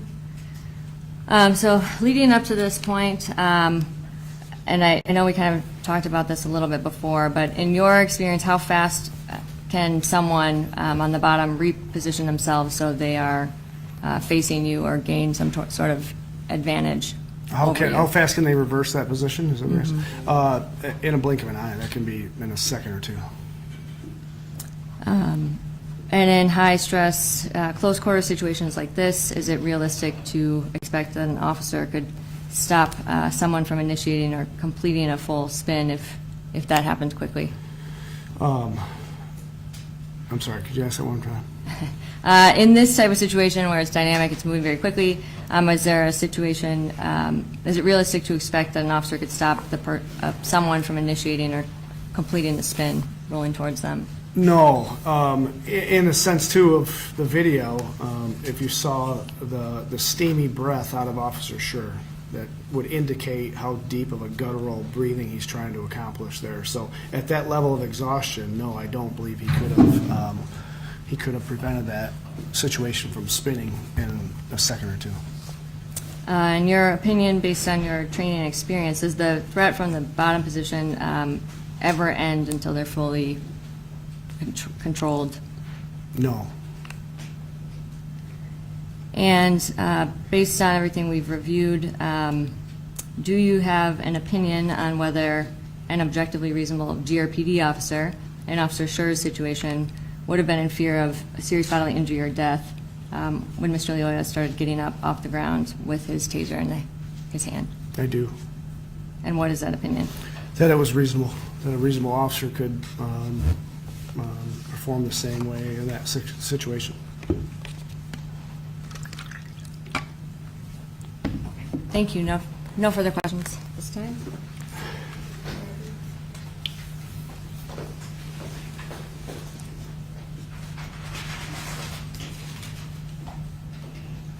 Back here.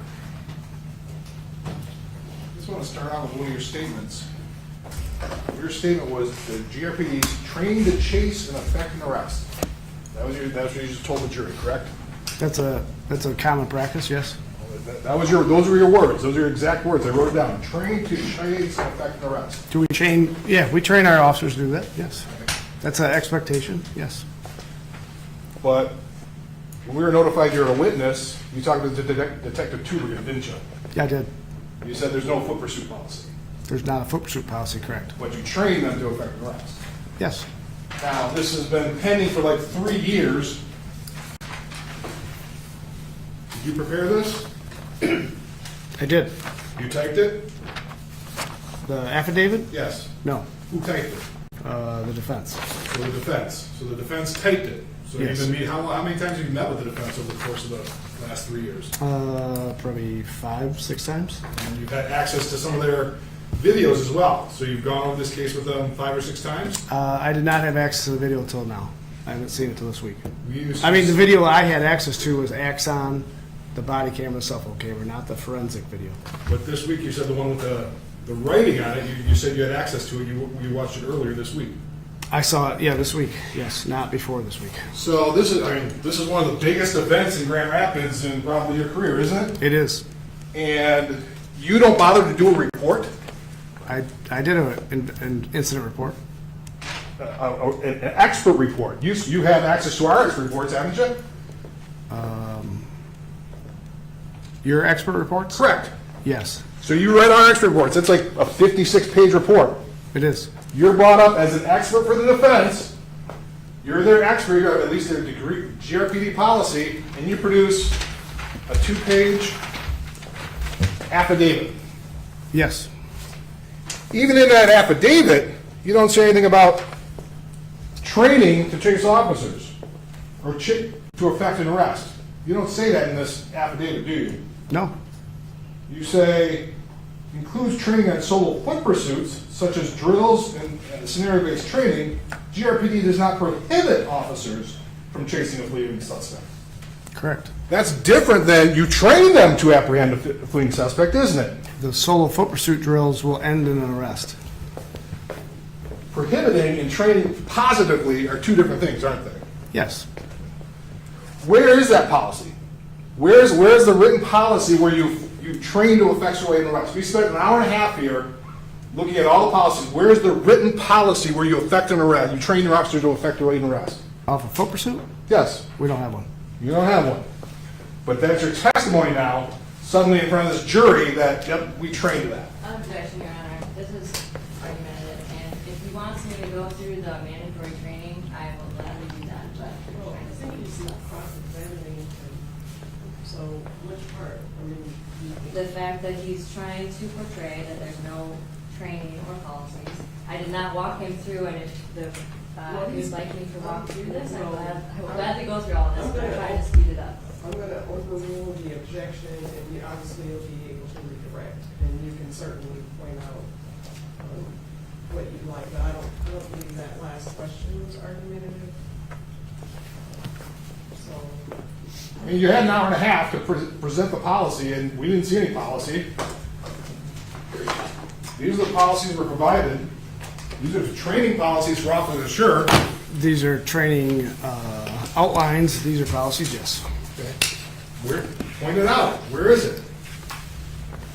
His recruit class one is in here? Is that in here? There's a recruit class. We've got everything. Okay.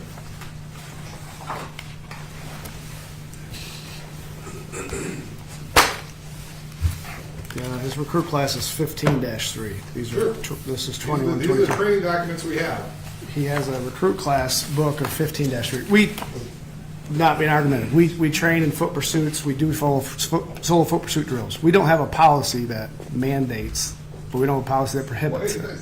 So it doesn't mandate. You said you train to chase and effect an arrest. It doesn't mandate. It means that basically they can chase based on the circumstances, right? Yes. All right, that's a bit different than they just run. You don't train them to be greyhounds chasing after rabbits, then, right? Correct. It's based on the total facts and circumstances. Yes. So if somebody's driving down the road and guy's got a gun in the car, passenger's got a gun in the car, driver flees, you're not going to chase the driver. You're going to stay with the passenger, right? Potentially. Potentially? Do we know if he's got a gun? Do you see the gun? I just said the passenger's got a gun. Passenger's got a gun, driver flees. You're going to have your officer stay with the guy with the gun, aren't you? Yes. Okay. Well, that's based on the totality of the circumstances. That's a little bit different than what you testified to, right? That situation's completely different. Sure. So it's based on the totality of the circumstances, just like we've been talking about. All those policies up there, the totality of the circumstances controls, not just you're trying to have an officer just chase anybody that runs down the road. Yes. So one of the things we do talk about, and were you in here for former Sergeant Johnston's testimony? I was not. You weren't. Well, one of the things he testified to, and he said one of the things that Grand Rapids is very specific on is every traffic stop is an unknown risk. That's correct. Okay? You don't know what you're going into when you get into a traffic stop. Anything can happen, right? Yes. And one of the concerns Grand Rapids Police has is guns in the car. Correct. Guns are, guns on people in the car? Mm-hmm. Is that a yes? Yes, sorry. Guns under the seat? Yes. Guns anywhere in the car? Correct. So when you pull somebody over, you got to be worried about a gun if you don't know about it. Potentially, yes. So every person in the car potentially has a gun. Correct. Let the record reflect on showing opposing counsel with Marcus Peoples Exhibit 36 for identification purposes.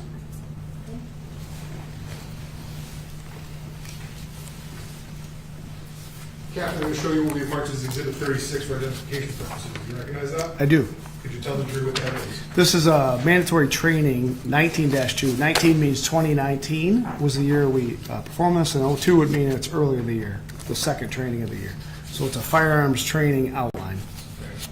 And so this is, we have a number of training documents where you go through mandatory training for your officers, correct? Yes. And this would be training that we've received for the defendant that he took in 2019. Correct. And his signature's on that. Yeah, sign in. Yep, sign in there. I would move for the admission of People's Exhibit 36, Your Honor. No objection.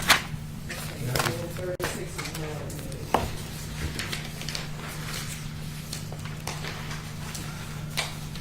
Looking, I believe it's going to be 1, 2, 3, 4, page 5. The one thing I did find regarding foot pursuits is there a Seattle officer-involved shooting? Yes.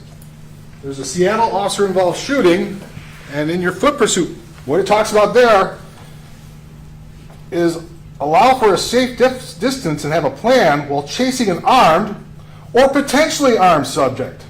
Treat someone you pull over as potentially armed. Isn't that what it says? It does, yes. So that's the one thing we could find on foot pursuits is that somebody could be potentially armed. You don't go chasing after them because they could be armed. It's for officer safety, right? It says allow a safe distance. Okay. Have a plan while chasing armed or potentially armed. Going So we're still hands-on or tackling someone who is known to be armed is bad tactics. I would agree. That's what's in the training policy.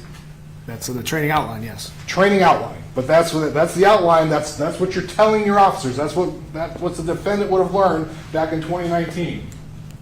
Yeah, this specific training, correct. One of the things he also talks about is maybe discontinue the foot chase and set a perimeter. Potentially, yes. So officers are perfectly fine in discontinuing, not chasing after, not mandatorily running after them, correct? Correct.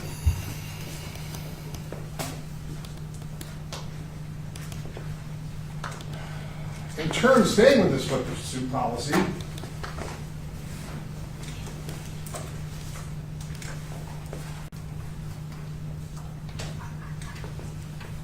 you are familiar with the International Chiefs of Police, correct? I am, yes. The International Chiefs of Police, you're a member of it. I am. Your chief's a member of it. He is. Both deputy chiefs are a member of it. They are. And so they have a foot pursuit policy that they've come up with, correct? They do, yes. 2019, July of 2019, they came up with a foot pursuit policy, a model, if you will. Yes. In that model, don't they say that chasing officer individually chasing a suspect is inherently dangerous? That's what it says. It does. You I'm not read it? I'm not exactly familiar with the verbiage of it, but I'll take your word for it, sir.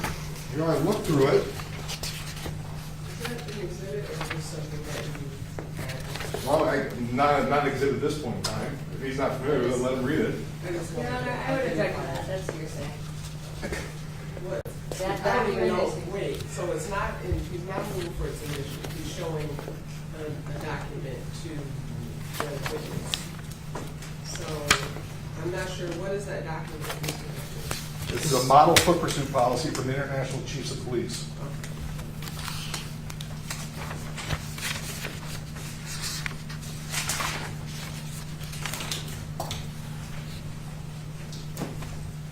So you're familiar with it, but you've never read it?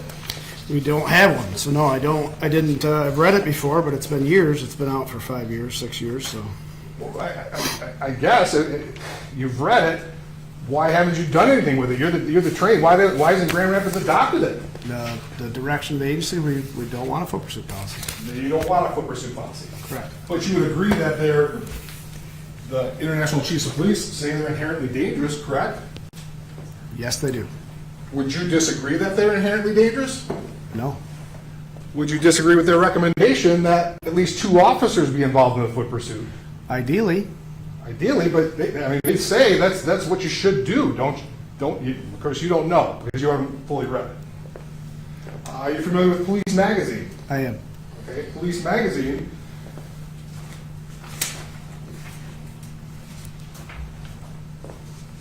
Your Honor, I would just object to all this. Learn treatise, Your Honor. We can impeach with learn treatise under the Michigan Rules of Evidence The police 707. magazine is not a learned treatise. He can, if he understands it, what it is, he says he uses it.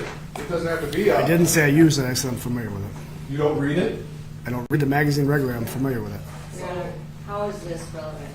We're here to talk about Well, this. if it's impeachment, is that a learned treatise? I don't know that it is. Police magazine? It's something that the police, we heard yesterday, police, you were here for the testimony of our experts. They rely on it, correct? They said they did, yes. You don't ever read Police Magazine? I didn't say I don't read it. I said we don't rely on it for policy advisement or direction. Don't rely on it for direction. So you just do your own thing then. You don't rely on the International Chiefs of Police.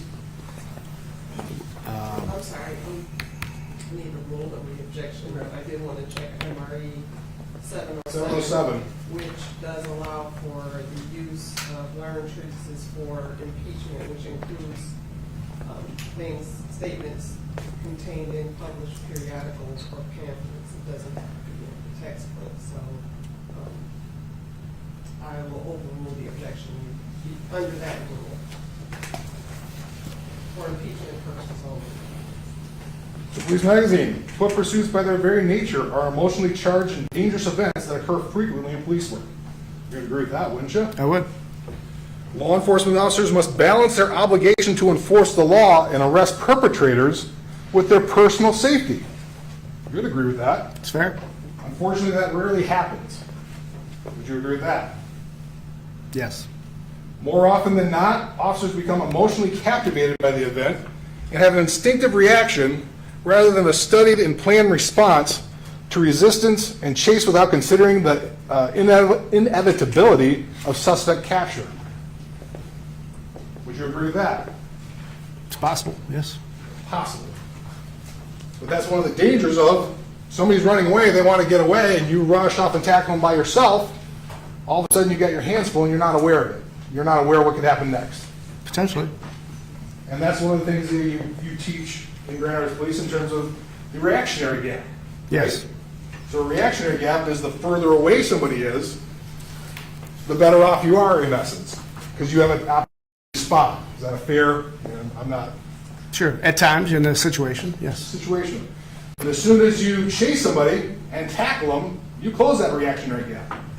Yes. And that kind of goes back to the 2019 outline of the foot pursuit thing, that if somebody's potentially armed, all of a sudden you tackle somebody that's potentially armed, you could be in a world of hurt, right? Correct. Okay. Because of the time, I'm not sure how much further you have, we do have redirect as well, so. Yep. What we'll do is we'll break for the day, because it's 4:45, and so again, please leave your notes upside down in your chairs, and remember that you're not to discuss the case at all with each other or with anyone else. Also, continue to avoid any news reports in the media and in social media. And what we'll do is return and resume testimony tomorrow morning at 8:30.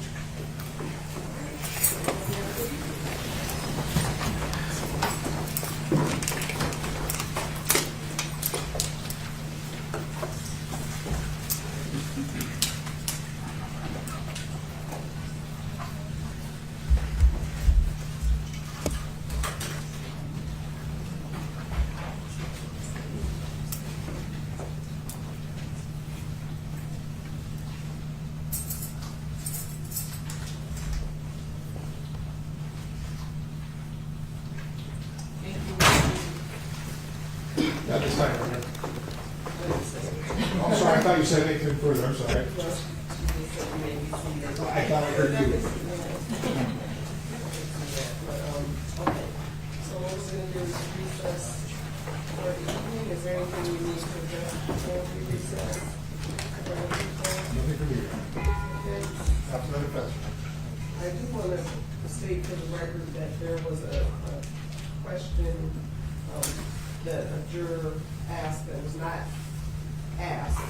And it really wasn't a question. I did say on the record that it wasn't a question. The juror was simply pointing out that there was an exhibit still on the witness stand.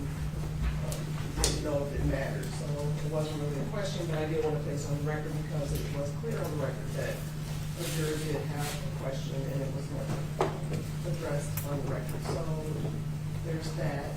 And if there's nothing else, thank you very much for this step down. Thank you, Your Honor. And the court will be in recess until tomorrow morning at 8:30.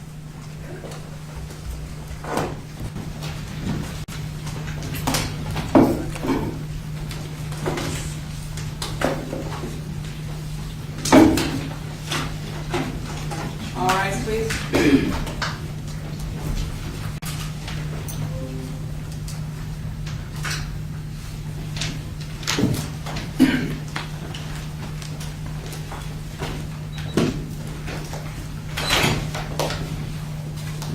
Thank you, you may be seated.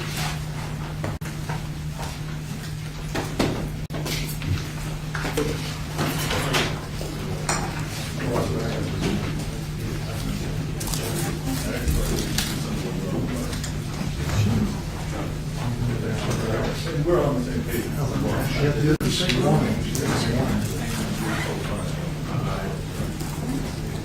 We want to get a little matter.